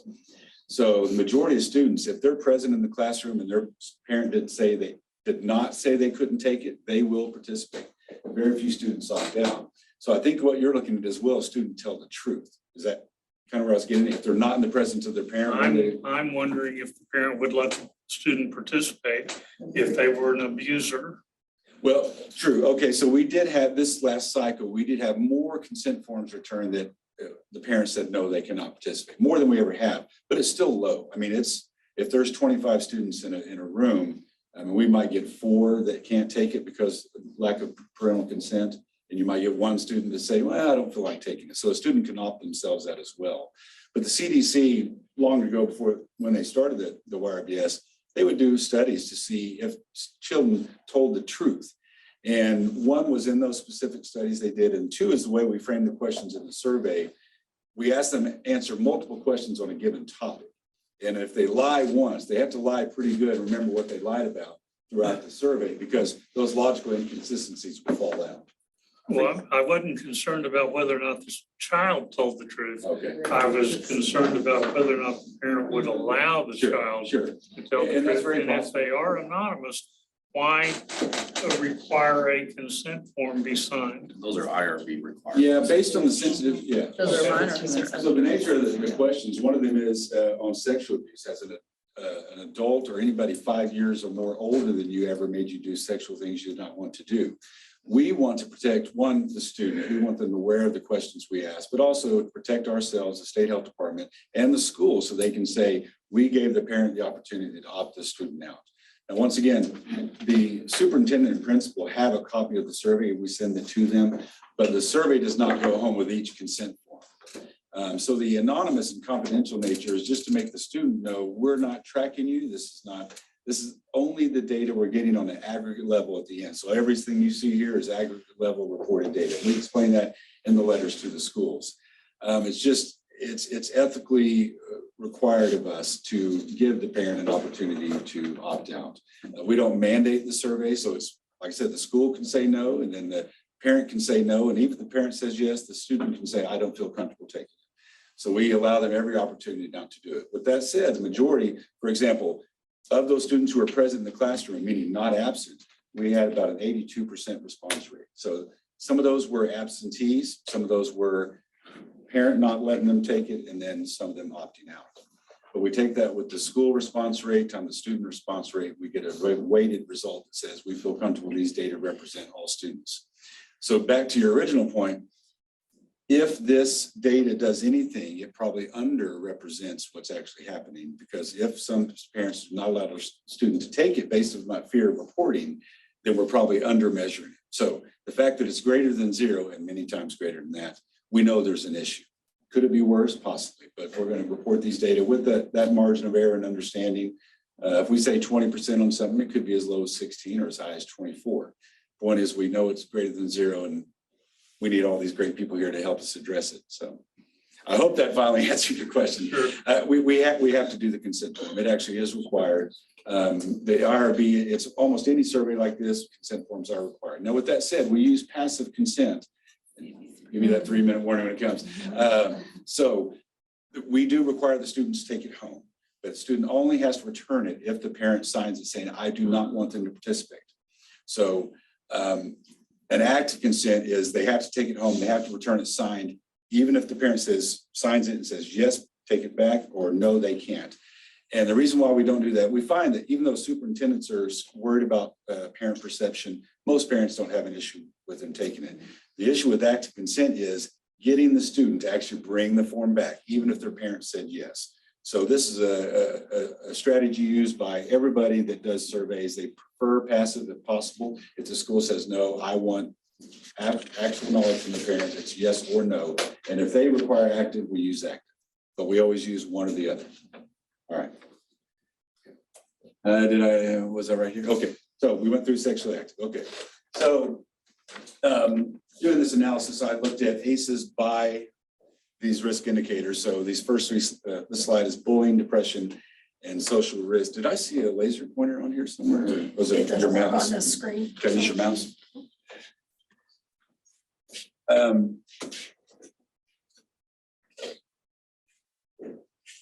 There it is. Okay, so even though it's showing it by ACEs, we're going to look at the blue column first. So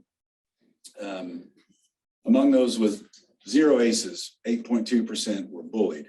And I just want to point out the corresponding inverse of this, of those with 0 ACEs, 92% were not bullied. So I didn't show it here just to not confuse the slide, but these are just the yes columns for each of these risk indicators. So 18% of those who had 0 ACEs were bullied, and it goes up with each level of ACE increase. So 1 ACE, 2 to 3 ACEs, and then 4 plus ACEs. And so all these are statistically significant. Between the two columns here, 1 ACE and 2 and 3 ACEs, they're fairly similar. Their confidence intervals probably overlap, but between the 4 plus, it is significantly higher prevalence of being bullied than any other ACE category. So we know that with each level of ACE increase, and once again, this could be 5 ACEs or 10, they could have many ACEs, but we found that the cutoff at 4 or more, that was significant. So we don't need to necessarily know whether they had 11 or 5. It's just anything above 4 or above is bad. So looking at the orange column, if you will, depression, once again, with each level increase, it goes up 4 plus. I think it says 69.3%. So it's saying of those with 4 or more ACEs, 69.93% showed signs of depression, excuse me. Same with suicide risk, same level of increase. You're at your 3-minute mark, then. Are you serious? Okay. Same thing here with marijuana, alcohol use, and sexually active. I'll show you some later things on positive childhood experiences, but once again, each level increase. So I'm not worried about the data point itself as much as you know that there is an increase with each level of ACE. Can I interrupt and ask a question real quick? Yes, please. I noticed that you have marijuana, alcohol use on there. I didn't see anywhere where there's a category for other type of drug use. I've seen a lot of kids over the last several years that are using other things, whether it's meth or something else. Is there a reason why that wasn't included? Or is it somewhere factored in here? Yeah, we did have other questions on the 2020 YRBS. It had heroin, meth, cocaine.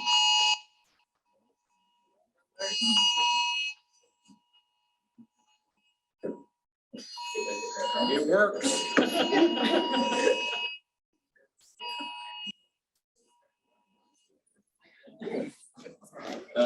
So can you still hear me? Also, yes. So we did have those lifetime use questions for those specific hard drugs, if you will. They were not on the 2023 survey. And based on a lot of discussion with people, we might add them back. The reason why we didn't add them on the 2023, almost all of them were below 5%. And generally, when we have any type of risk indicator or statistic that's either above 90% or below 5%, we feel like it's not necessary to monitor anymore. The CDC basically said the reason they kept those on there was to see if there's any surge in any one of these individual drugs. But based on, I said, the methodology we use, 50 random schools randomly selected around the state. If one occurred in a pocket that was not one of the 50 schools or districts we're in, it'd be hard to monitor and measure. They agree we should drop those because we added those 16 ACEs questions. So it was all about making room. And then, but if it's a concern and people express the desire for such, we may add a couple of those back. Because one of those, ecstasy, while all the other ones, coke, heroin, meth, they stayed low, below 5%. We saw a slight surge in ecstasy. So you see it in this type of survey, even though it only went to 5.3%, that was a big jump. So we may add a couple of those back. So to answer your question, we only had marijuana on this one, on the 2023. And so when I report on this again in a year, I want to be able to compare what I did now. But I can share that later if you want to email me. Okay, I'm sure I will. 0. So real quick, just the prevalence for the pieces for supportive school, trusted friend, and trusted adult. Not bad, but could be better. I think we all agree. So looking at those here, the prevalence just by each level, 0, 1, 2, and 3, all 3 pieces.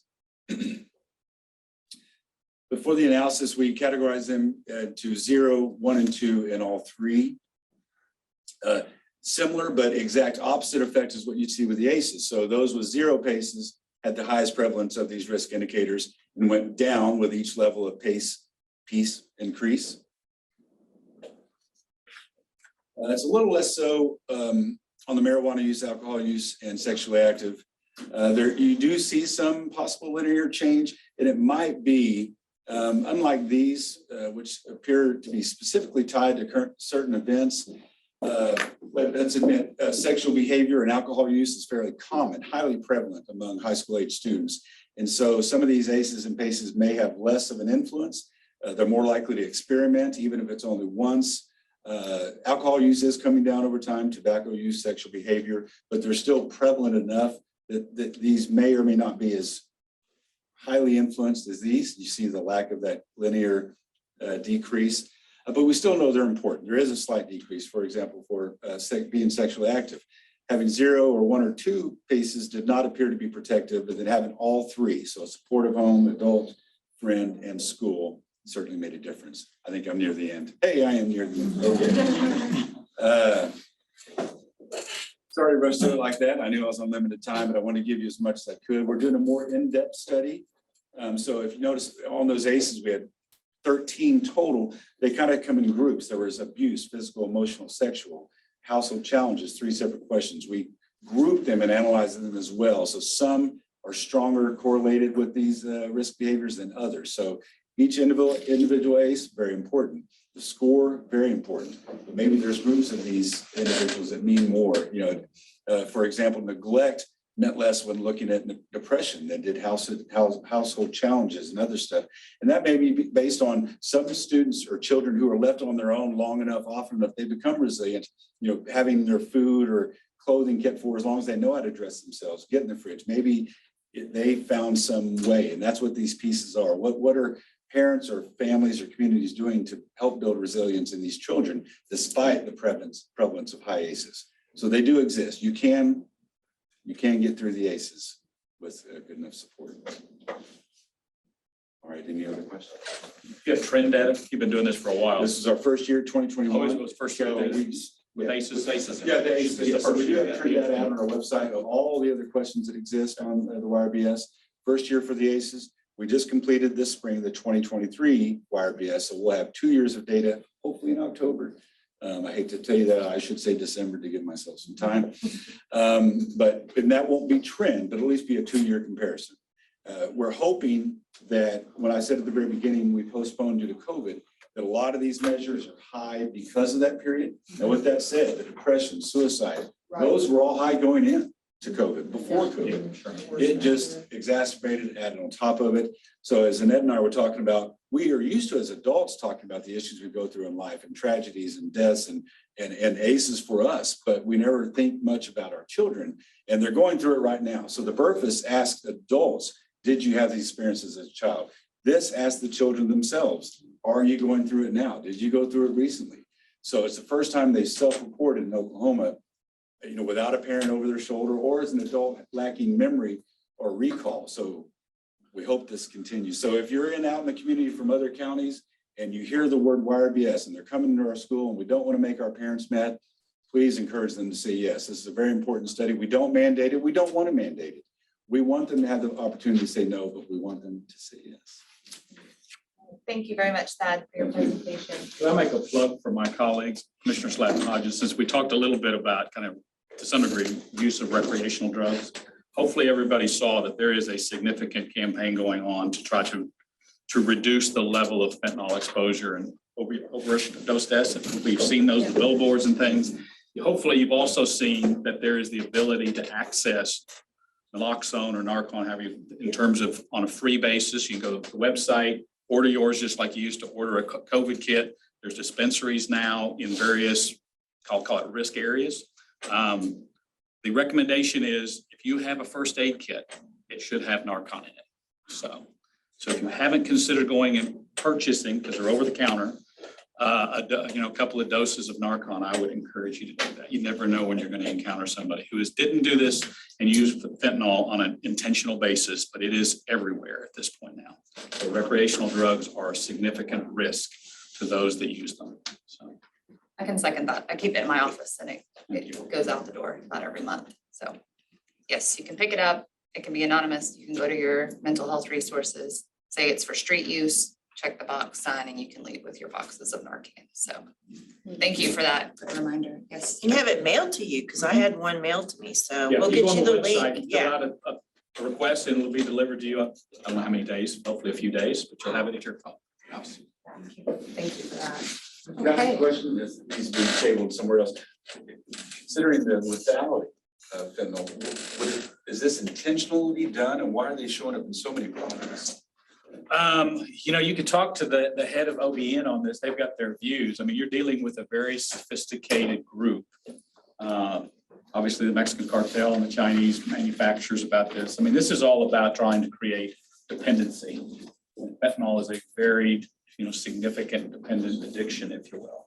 And so it's being used to distribute in all sorts of cases, and some of it's in the various drugs that people use on a social basis.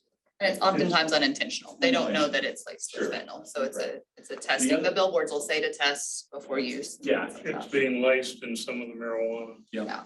And specifically for addiction, they're not hoping to kill off their population. They're of not. users, I mean, but- there's the thought that, they're putting it in various things that try to hook kids, if you will, or kill kids. Right. That's not, it's just a distribution method. You'll find it in all sorts of places that is now converted through a conversion process into the drugs that actually it can be used for those that are using it a lot. One other thing that is now legal, it was not legal before, is that you can have an access to a fentanyl strip to test the presence of fentanyl. Prior to this legislative session, that was viewed as drug paraphernalia, subject to arrest. So it was changed. So it's a good thing too. So for those that might find themselves questioning whether what they're using might have fentanyl in it, fentanyl strips are something they should maintain. Okay. Our next presentation is from Brittany Hayes, the Director of Policy Research and Engagement. And while we're on the topic of Narcan, we actually do 2 doses to everybody instead of 1, because that's the level of intoxication with drugs. Usually you just sent people out the door with 1, but now everybody gets 2, because often 1's not enough to reverse the overdose. Yeah, it is. Oh, it was up there. Yeah.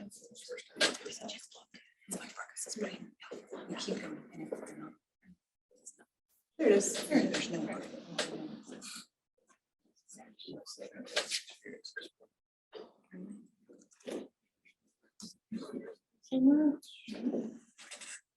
So we're going to talk a little bit more specifically about youth mental health and healthy minds. So I'm Brittany, I'm the Director of Policy Research and Engagement. I come at this in a little bit different way too, because I'm also a former public school teacher in Oklahoma. I was taught high school for 5 years. And then I went to law school, so I'm also an attorney. So it's kind of like this combination of worlds and a perspective of looking at youth mental health that's a little bit different than just the clinicians, but we do have clinicians on our team. Who is Healthy Minds? So we actually started in 2019. We first started in Tulsa, and we work to end untreated mental illness and addiction in Oklahoma through policy, but also practice transformation, knowing that those 2 things go hand in hand. And we believe that all Oklahomans should have access to behavioral health treatment and prevention services that they need when they need them and also where they need them, understanding that Oklahoma is a rural and frontier state. Up to this point, we've got 55 pieces of original research. We develop policy guidance, and then we have collaborative partnerships. So we do this through research, policy, and community. We disseminate data. We have findings and recommendations, evaluation and fidelity. We also have our own legislative agenda each year. We help run the mental health caucus, and we coordinate advocates. We also do community needs identification, staffing, community collaborations, and policy implementation. And so a lot of what that talked about was YRBS data. We look at YRBS data, but we also look at OPNA data, which is the Oklahoma Prevention Needs Assessment, which is administered by the Department of Mental Health. And we look at NISDA data, which is the National Study on Drug Use and Health, National Survey on Drug Use and Health. Here, a lot of it correlates to what the YRBS says. Rates of major depression in youth 12 to 17 have escalated over time, and psychological distress levels among Oklahoma middle and high schoolers for the years 2021 to 2022. If you take into consideration the kids that are moderate and high, that means we're at 60% of Oklahoma's youth who identify as having psychological distress. Youth suicide ideation and attempt. So here's the comparison 2017, 2018, 2019, 2020, and 2021, 2022. That blue line is attempted suicide. The gray line is made a plan to attempt suicide, and the yellow is considered attempting suicide. This is self-report data. So this doesn't necessarily match a hospital record because not all attempts result in a trip to an emergency department or a visit with a physician or nurse. One of the things that Dr. Shropshire was talking about is this gap of services. And so this is what we refer to as the continuum of care. The underlying bar here is universal prevention and promotion. It's not an option at this point, it's just public health. So these are prevention activities that happen in schools, happen in communities, happen in workplaces for adults. And you see at the top is less risk versus more risk. First is integrated care and early intervention. So what are we doing in places that we go to every day to either integrate available care or to intervene as early as possible? Outpatient care is the care that you would receive in a community setting. So that could be your 1 week appointment with a caseworker or a licensed professional counselor or whoever you see. The next level, and this is the level that Dr. Shropshire was really talking about, were intensive home and community-based services. So these are things like intensive outpatient services or partial hospitalization. And this is where the largest gap in Oklahoma is. And these are really the levels that we can catch children and youth before we start seeing inpatient care and residential treatment. Last is recovery and aftercare.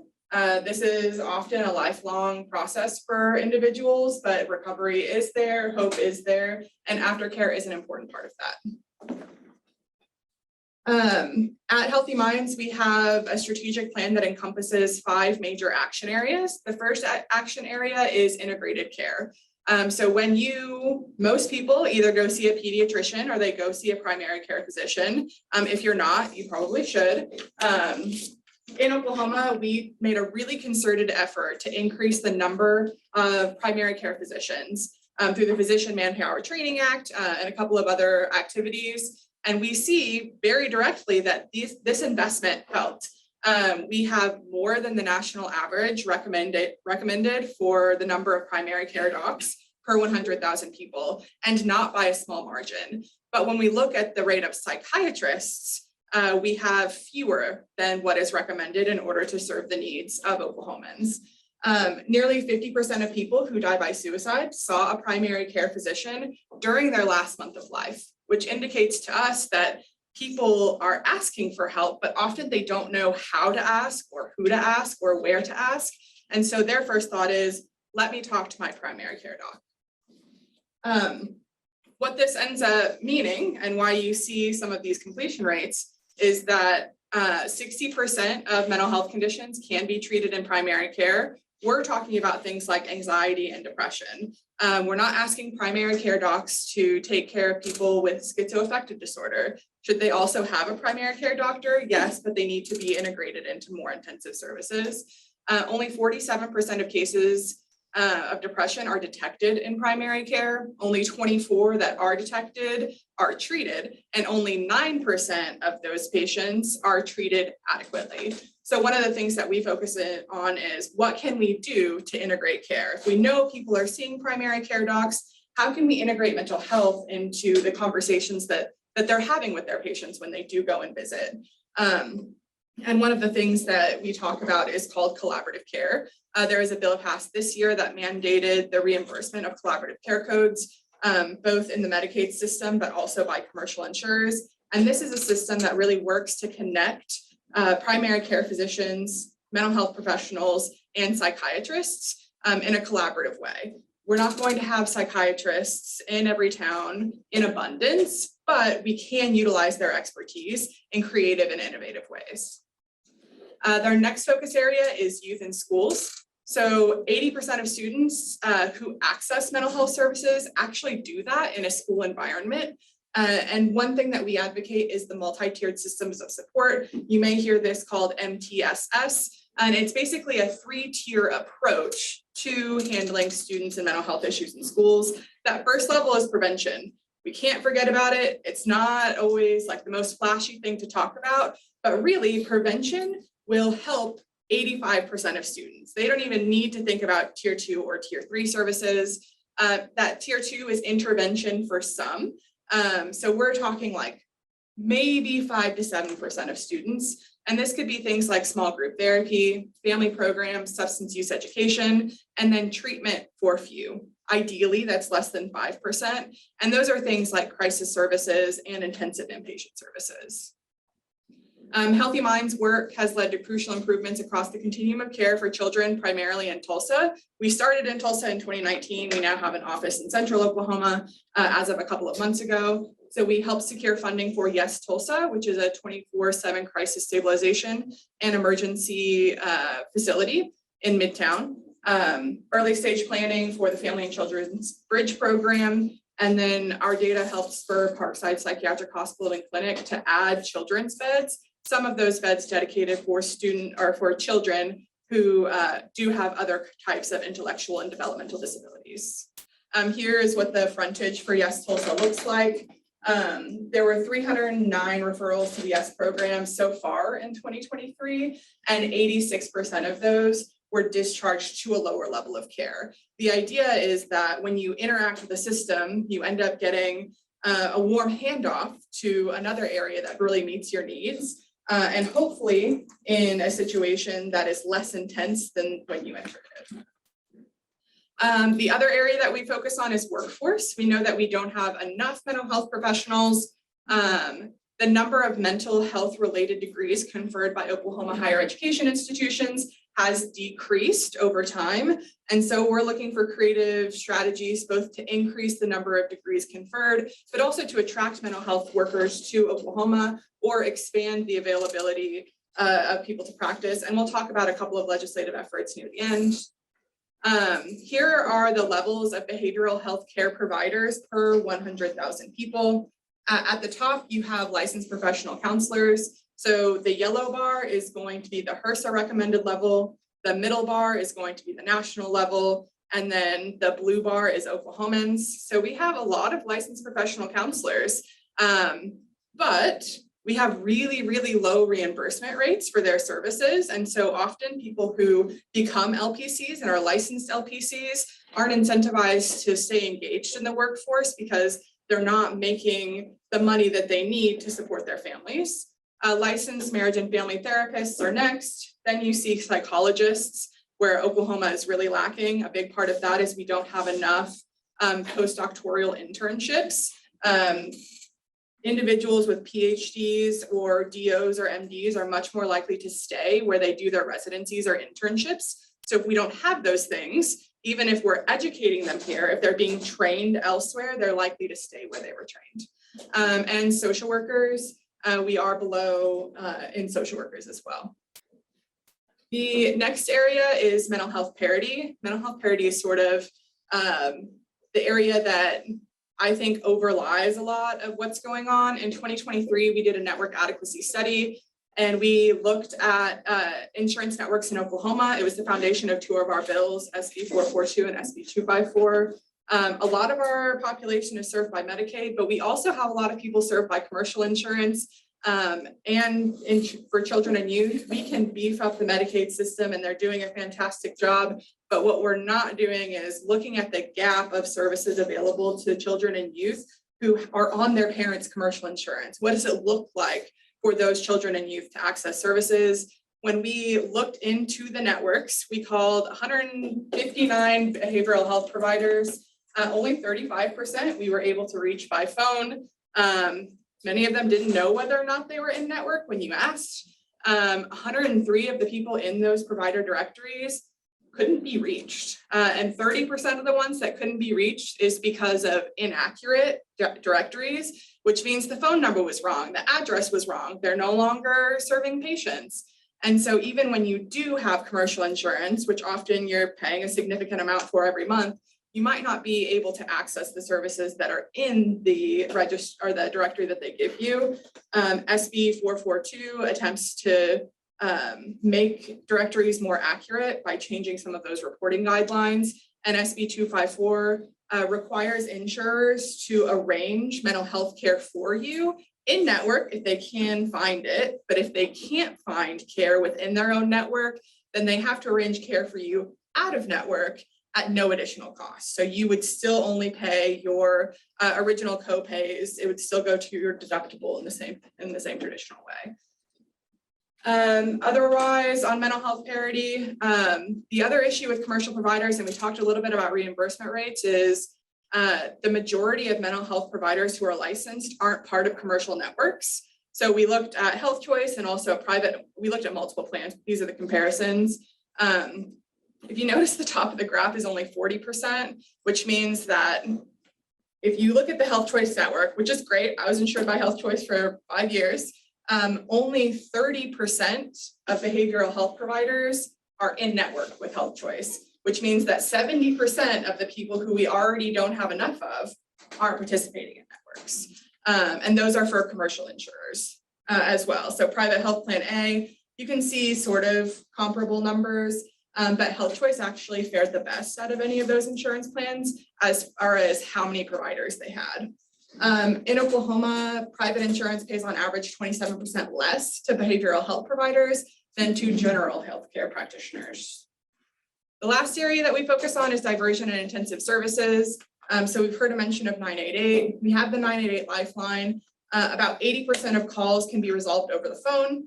If it can't be resolved over the phone, then they send out a mobile crisis team, and 70% of those situations can be resolved by that team. Then you have follow-up appointments, integrated technology, transportation, which means a decreased reliance on law enforcement, who currently make about 20,000 mental health transports a year. And then that last step being care facilities. During COVID, we saw a sharp increase in pediatric ER visits for mental health crisis. And this was an increase from the 2019 baseline. And so what we did is we talked to a couple of different health systems, one in Oklahoma City and two in Tulsa. Integra saw a 117% increase in pediatric ER visits for mental health crisis. Ascension St. John saw a 104% increase, and St. Francis saw a 133% increase in youth who were showing up to the ED who were having a mental health crisis because that's where families think to take their children first.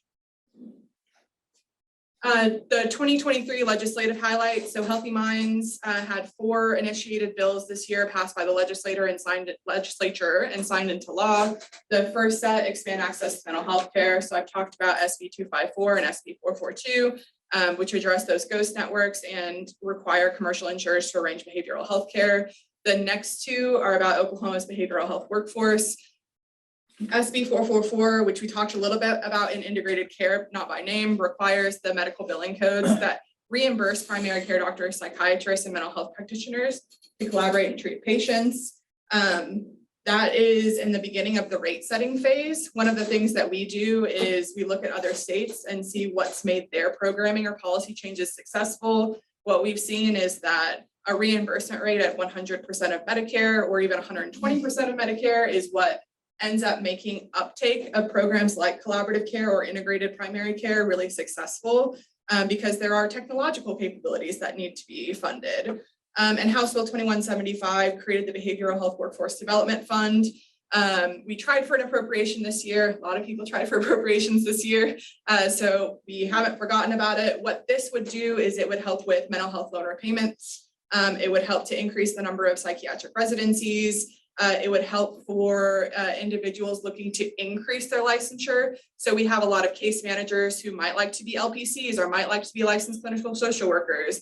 It would help with their costs in not improving, but in getting a different licensure where there may be barriers. Other highlights, there was a 5.6% budget increase for DMH, just over $359 million in total. HB 1036 created the Veterans and Suicide Task Force. SB 575 allows interstate license reciprocity for licensed professional counselors. So compacts are one way to increase our behavioral health workforce. If you can be licensed in Arkansas, but also provide services in Oklahoma, then that helps to increase the numbers. There are these compacts that are in process for all different types of behavioral health licensure. So I'm sure we'll see a few of those in the next couple of years. HB 2153 scaled back some of the criminal justice reforms in 780 and 2016. On the Narcan naloxone conversation, SB 710, 711, and 712 increased access to opioid antagonists, otherwise known as naloxone or Narcan, in schools, jails, and hospitals, respectively. Like CEO Corbett said, House Bill 1987 removed fentanyl test strips from the list of drug paraphernalia items so that those who use drugs can test those drugs to make sure that there's not fentanyl in them. As far as the community side of our work goes, so Healthy Minds is working on the statewide implementation of House Bill 4106, which requires school districts to develop a mental health crisis plan with community behavioral health partners. So if there's a mental health crisis in school, each school district is required to have a plan for how they're going to address that. That is approved and reviewed by the school board. In Tulsa, we're working on the Tulsa methamphetamine treatment continuum. We had a lot of success in the treatment of opioid dependence because we have things like medication assisted treatment, which block what opioids do in the brain. We don't have the same thing for methamphetamine. And so the approach to it's going to be a little bit different. And that aligns with our zero overdose work. We also do the First Responders Advisory Committee strategizing around 988 and 911 and how those systems connect and interface. And then in Edmond, we worked to create a mental health plan for that community, which took in all of the data that they currently had and then made recommendations around how to strengthen the areas if there were gaps. And that has led to more than $5.8 million in new investments in Healthy Minds work. Yep. Any questions? Can we get a copy of your presentation? Absolutely, yes. Can I tell you one thing? About 3 years ago, I was reading an article, and this was in line with what you said. It startled me that 60% of those in the criminal justice system got their first treatment either when they were sent to jail or to prison. And a former DOC person told me 40% of inmates have significant serious mental health issues, and 67% of them had significant mental health issues, which meant there's a ton of them falling through the cracks and end up in criminal justice. At the same time, if you were to go look at the state board to see what jobs are posted for the Department of Corrections, it's the jobs that would be helping those individuals. And it's just, I mean, workforce is a huge issue, and it takes a particular kind of person to be willing to work in the Department of Corrections. I mean, I say as like somebody who works in the public defender's office, but anything else? I will absolutely get a copy of the presentation. I just think the data around the number of LPCs we have is really fascinating, and that a sweet spot is figuring out how to unlock the potential of that group. As we go forward, I was actually thinking about managed care. The private managed care companies are coming in curious, thinking about the access issues, helping people get to mental health services. And I don't know, Kevin, if you've got thoughts or imagination of what that might look like. Oh, a year from now, we'll have a lot better idea. My guess is there would be better coordination, but I'm still worried about the number of providers, and will we have access to more of those private providers? Because that's part of the challenge right now is payment to private providers compared to, say, the CCBHCs. Yeah, well, hopefully you're familiar that we're kind of changing the delivery system with regards to the Medicaid program, which includes having the opportunity to work with partners that will be able to make the investments that maybe we've struggled to make. Yep. That's what I was curious what your predictions are as we. We're expecting great things, we're gonna. You put $1, I got $1. Let's see, we'll put $1 on something, me and you. Well, I'm bullish on it. I really am. For two reasons. One, I think it does unlock the ability to use the innovation, the investments that some have been able to make that the state has struggled with. And second is that these partners are now represented by providers. These are not corporate organizations necessarily. They have strength from their corporate partners, but they also have providers that are making governance decisions with regards to investments, directions, and things of that nature, which could include how do we pay providers incentives to participate in things that we have lacked for years. Yeah. So we're just getting started. We just announced the 3 partners that we're going to work with. We're going to roll this out in April of 24. So it's a bit of a time to kind of build a network and all of that. But I would say, let's start with a level of positivity and optimism about this. We have optimism about the specialty plan, these kids in foster care and some of these high needs kids that we're serving. Yeah. I'm nervous. I don't want to build something great in that plan that causes people to say you can get something better if your kids are in foster care. So I will say it, we really need help to make sure, that across the plans, there's the supports that keep some of these kids out of foster care as opposed to driving them in. But I do have a ton of optimism about the flexibility of those plans. Yeah. But it is interesting that we have so many LPCs in our state per capita, but yet there is lack everywhere. So the good news is there's a resource there to engage. The question is, I think, the $1 million question is, can we get them engaged? Yeah. The other thing about transitioning to a managed care system, so we talk a lot about mental health parity, which applies in commercial plans or regulated plans. It does not apply when our Medicaid system is fee for service. Now that we're transitioning into a new delivery method, that means that mental health parity applies to all of these plans. So there'll be closer Oh, gotcha, yeah. examination on things like, so we call them quantitative treatment limitations, which are things like how many visits you get. But there are also non-quantitative treatment limitations, which measure things like, is your provider network robust enough?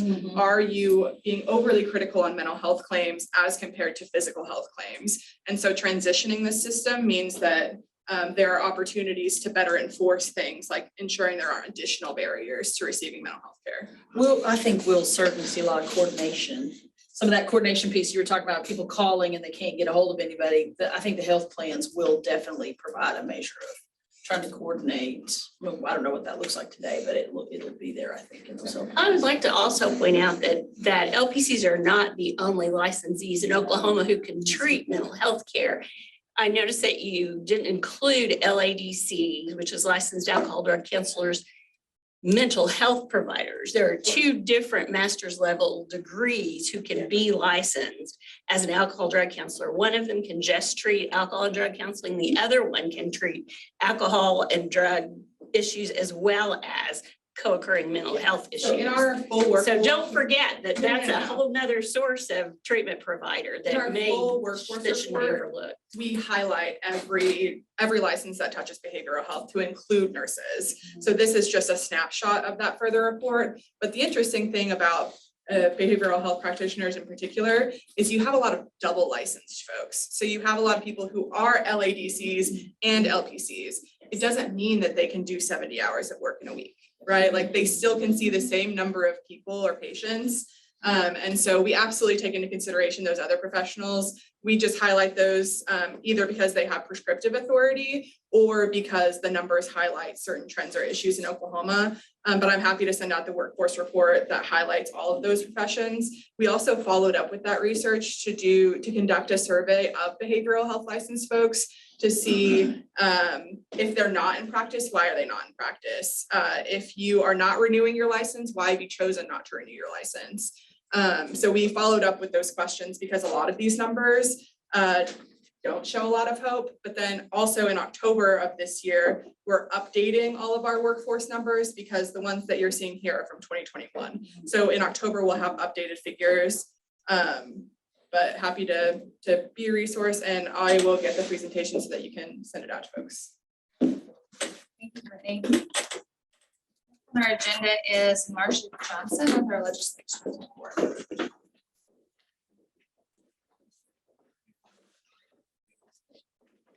Good morning, everyone. I was thinking about how I would preface my legislative update. And I thought, we really didn't have, we did pretty well this session as an agency. When you look back over the span of 10 or 15 years, it certainly could have been a lot worse. The BOOB did an excellent job of covering the increase in our appropriation, the additional $360,000, and he covered what those funds are going to be used for. So I kind of wanted to just give you an update on the 7 concepts or bills that you voted on earlier this year to add to the agency's legislative agenda. 3 of the 7 that you approved to be on the agenda actually became law.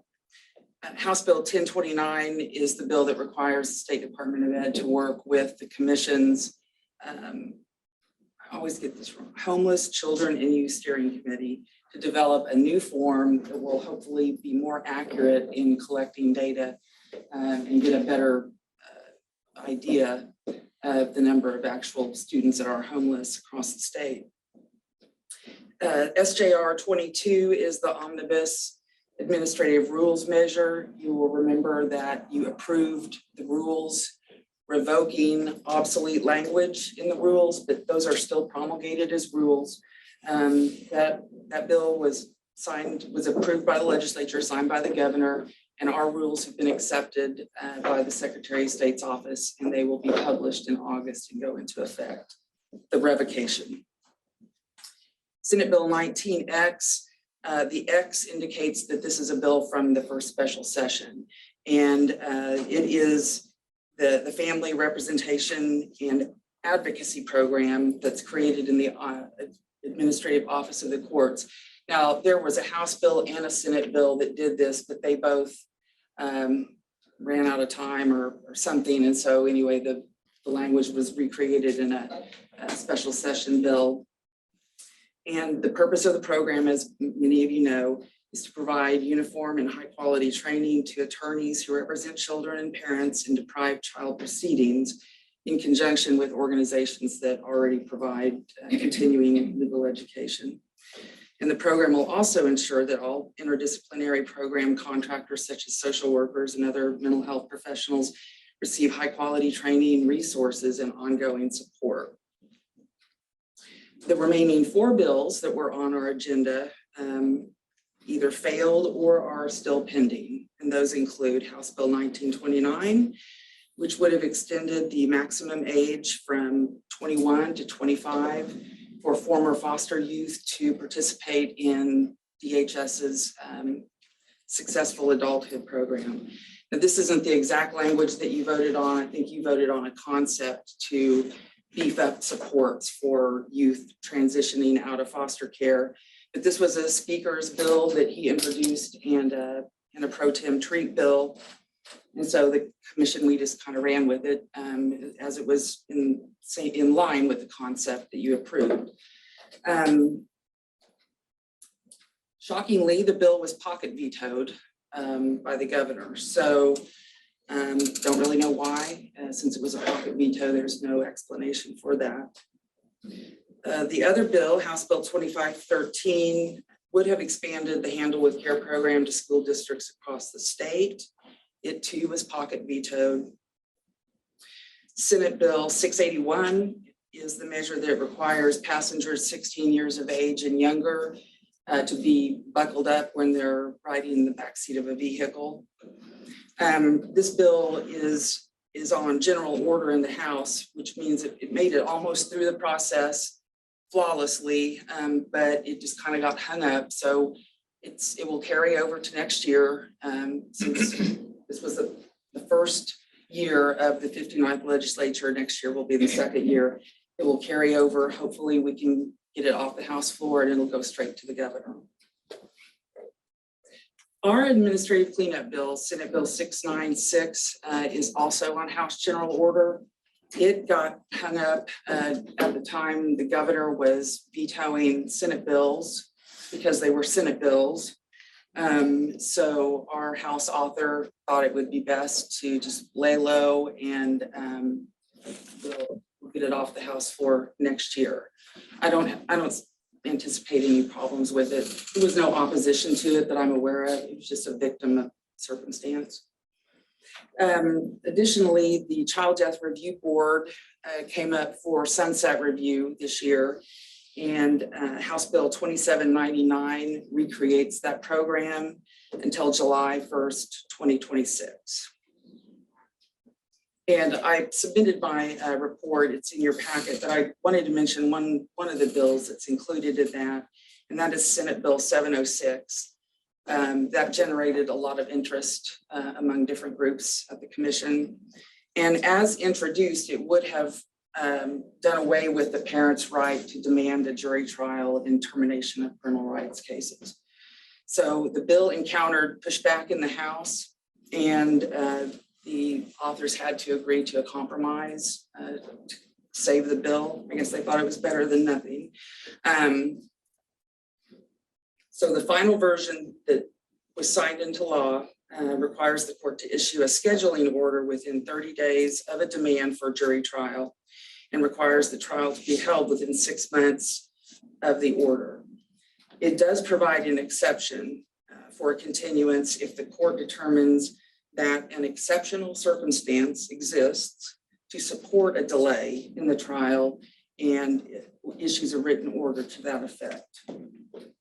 If there is a guardian ad litem in the case, that person, he or she, also has to agree to the continuance. And since session is done, I don't know about special session, but that doesn't really affect us, fortunately. So we don't have to worry about that. But we've turned our focus now to interim studies. And this past Wednesday was the deadline for senators to request a study. And the pro tem has indicated that he will issue the list of approved studies by June 30th. House members have until the 30th to request an interim study. And the speaker has indicated he will release that list, the approved list, by the 28th of July. This year, we're requesting 2 studies. Representative Cynthia Rowe, who is chair of the House Public Health Committee, has agreed to request a study on our behalf.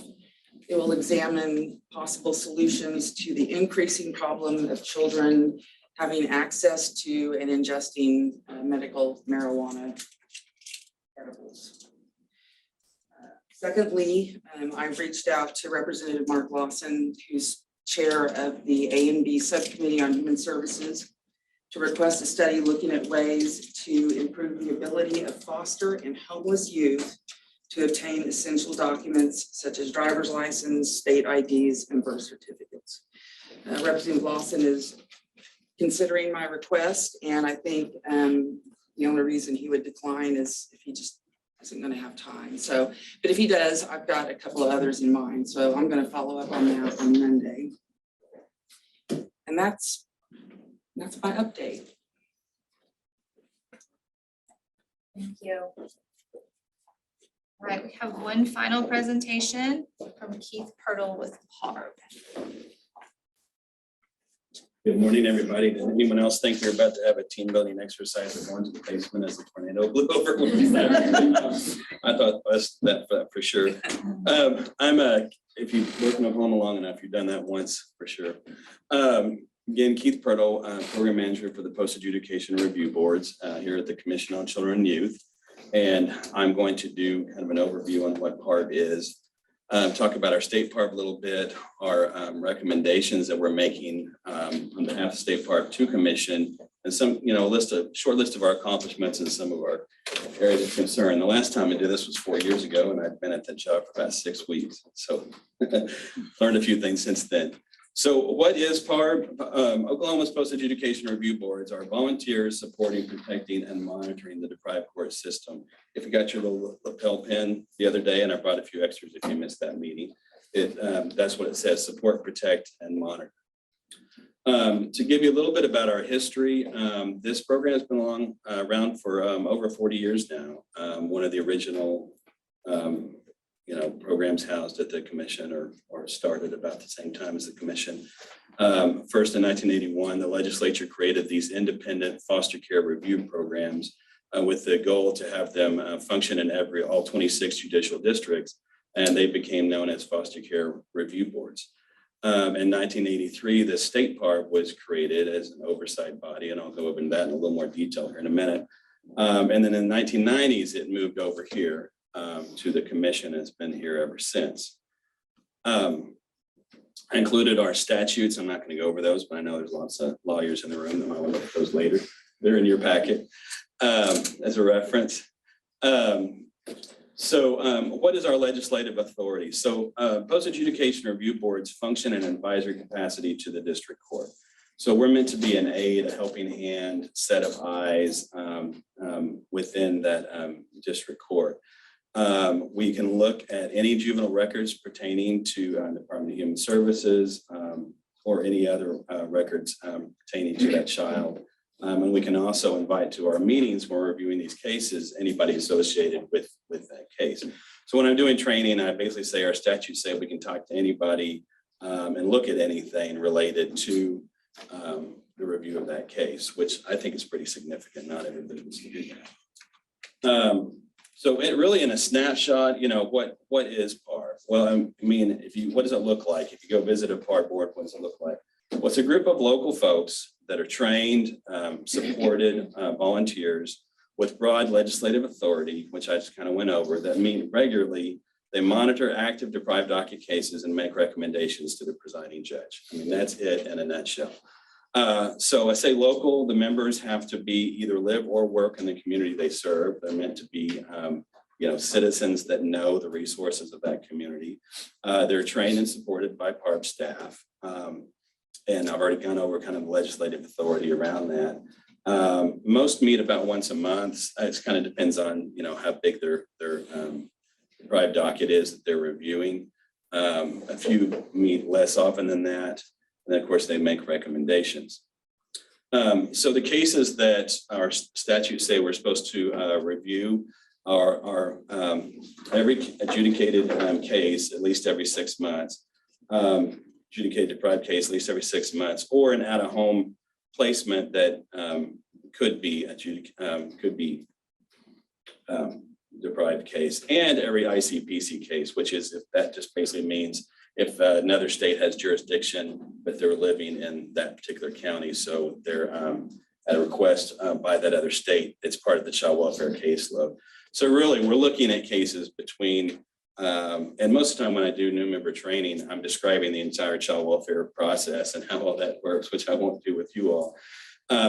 But basically, we're looking at that window of time between adjudication and when they reach some level of permanence, which is about, I think, about 1 year and 9 months in Oklahoma right now. We obviously do not do not meet this goal. I mean, for one thing, trying to meet that goal of reviewing every case in Oklahoma County or Tulsa County would not be possible. We have 7 separate boards in Oklahoma County, 4 in Tulsa County, and we still only kind of scratch the surface there.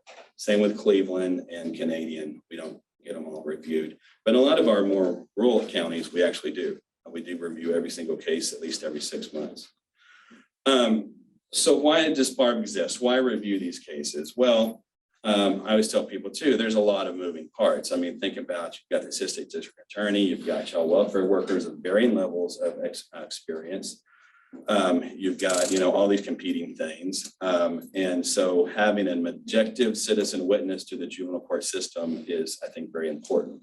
And I do hear that from judges from time to time. They appreciate the fact that there's citizens in their courtroom that know the decisions they have to make and what, is part of the whole process. Of course, having more eyes on the case, especially in our more urban areas, there's a lot going on. So having folks that can slow down and really study what's going on and make a recommendation is important. Being a community resource, a lot of our volunteers know the resources of that community better than anybody else. Encouraging best practice, promoting permanency to make sure kids don't linger in foster care, and providing general oversight and support to child welfare judges, foster parents, all the parties. Again, support, protect, monitor. I want that grilled in your brain because that's what we do. And the first word being support, I think, is important. We're not there as an adversary. We're there to support the system and provide an asset to it.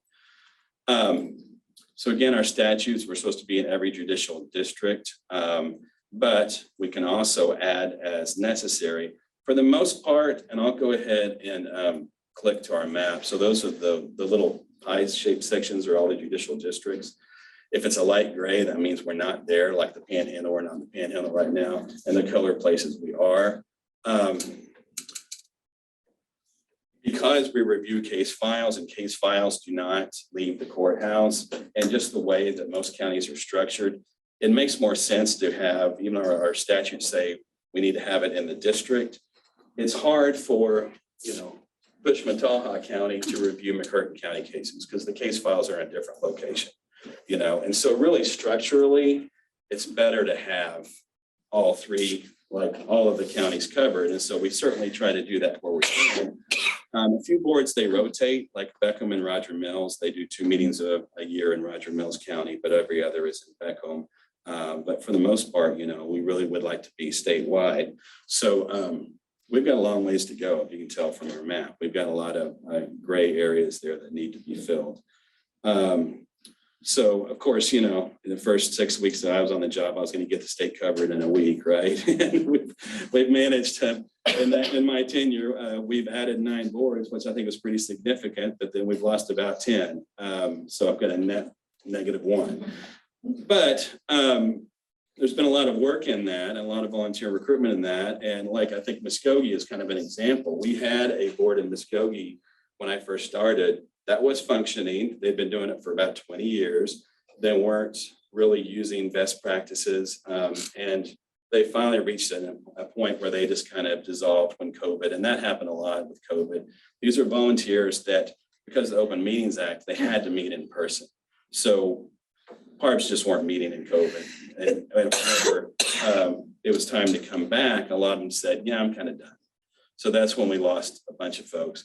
So Muskogee, we had the conference we did in April, we had a lady come and visit our booth we had there, and she was from Muskogee County, real active in her community, and she grabbed 9 of her friends, and we just kicked off recently a new board in Muskogee County.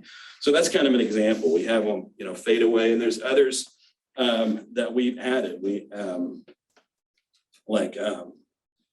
Trying to think of one that's brand new, like Pushmataha. I'm not sure when we've had one in Pushmataha in my 10 years. We've had some that were, or anytime, some that haven't had PARB in 20 years if they ever did, and some that have kind of come and gone.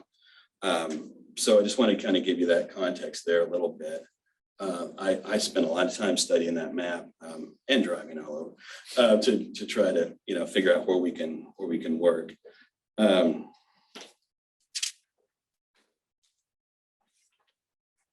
So, well, and that's our membership. I kind of skipped over that, but there's a 4-page, well, no, it's not, sorry.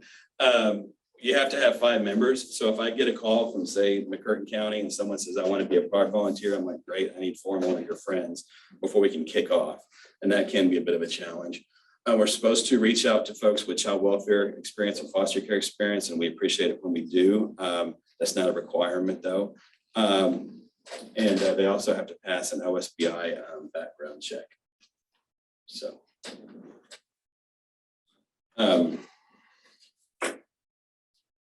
So in calendar year 2022, we had about 279 volunteers statewide, 6,500 volunteer hours reported.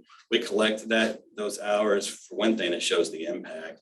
Also, that turns into 4E federal money for us as well. We reviewed over 2,000 cases, 42 active boards, like I said, 7 Oklahoma County, 4 in Tulsa. I've looked at other states, their structure is more of a paid thing. They have paid staff, they're not volunteer. And they have, 15, 20 staff that don't review as many cases as we do, So I think that's significant. Oklahoma gets a lot of bang for its buck with our program, I think. Just so you know who our staff are, there's me full-time statewide. I also support the state PARB, and then I do the rural communities, and then Elena covers part-time. Chair's looking at me. I left her off the list again. Sorry, Chair. Chair helps a lot with our state PARB and when people call with all kinds of problems. So I appreciate that. You don't have a territory. That throws me off. Lena covers Tulsa. She's only been in that position about November, and she's doing a great job. That's a contract with the Juvenile Bureau part-time. And then Christina covers Oklahoma County. So state PARB, Dr. Kurth is on that. We appreciate her leadership. Not only here, but there. We have 8 local PARB members, 5 judges, 5 folks representing the general public. These are all governor appointed. 1 foster parent representing foster parents with the current contract with DHS, 1 child placing agency, and 1 nominated by the local or statewide foster parent association. So we have like Sarah Harrian from Foster Care and Adoptive Association filling that spot. We have Daniel Herring from DHS is there. So we've got a great group. We only meet 3 times a year, but we do a lot of stuff in that time. Their purpose is basically to oversee the implementation of the state PARB program in coordination with the Commission on Children and Youth, of course. And identify, and they do a good job on this, identify, analyze, and recommend solutions to any systemic issues around child welfare, and then submit the report, which is part of the reason why I'm here today. So I know this, maybe you'll find print, it's in your packet, but we just recently came up with, these are our calendar year 2022 recommendations from State PARB. We wanted to throw by you. Get my cheat sheet notes here, sorry. So the first one is a name change. As you can imagine, post-adjudication review board is not a real sexy thing to sell as far as that name. So, and it's also not very, I mean, I guess it is very descriptive if you're familiar with the court system. But they would like to change the name to Citizens Review Board for Children in Foster Care. The other one is to eliminate the right to request a jury trial and the termination of parental rights procedures. Marcia was talking about that. That's Senate Bill 706 that passed, you know, it got closer, but not quite there.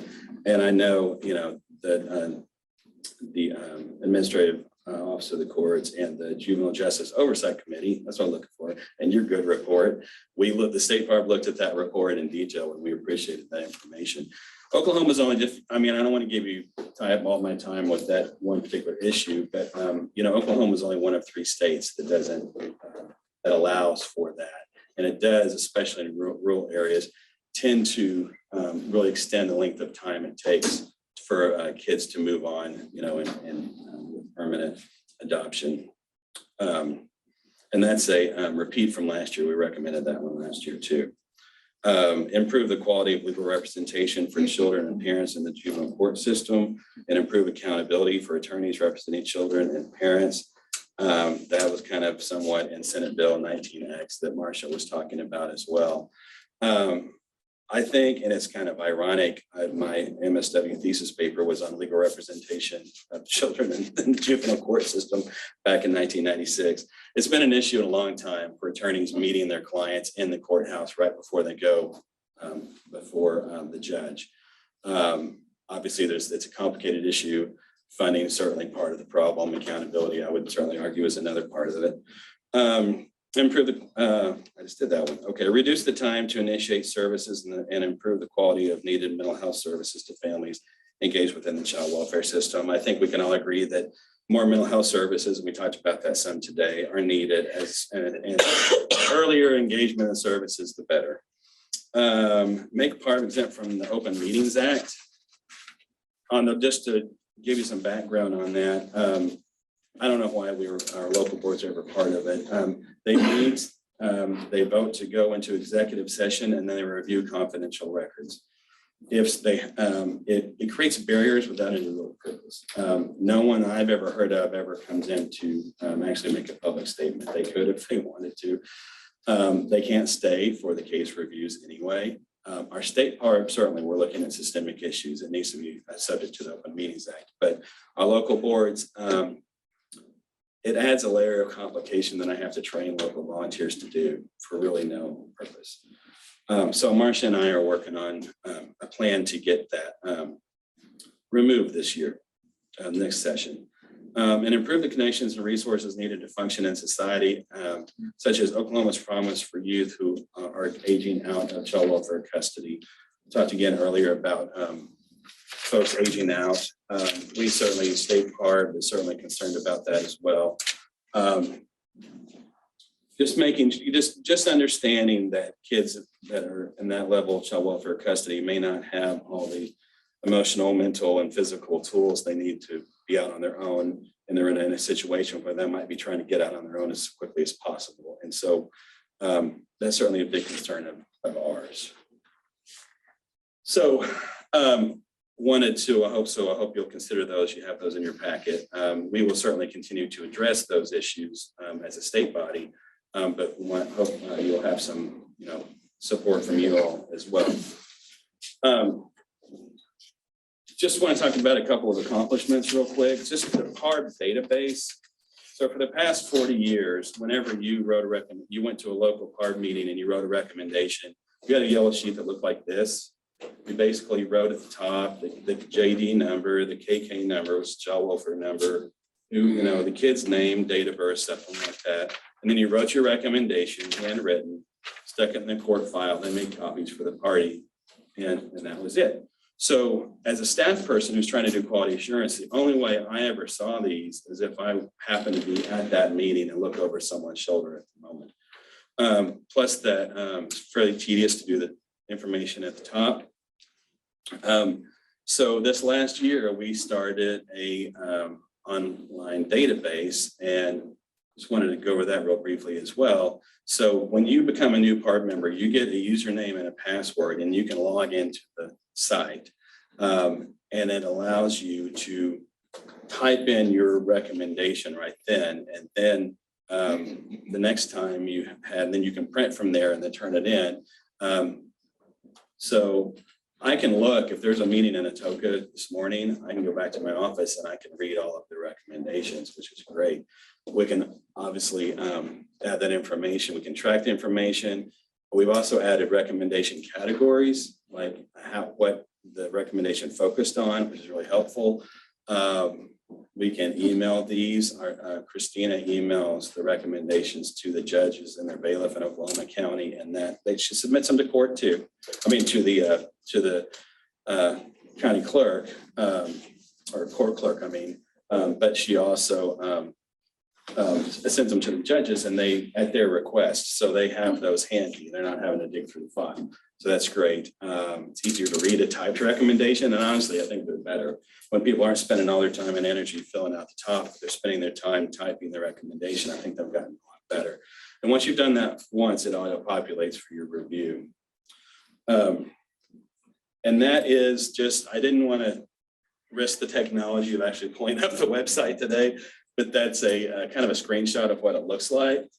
So you click up here to add a new case.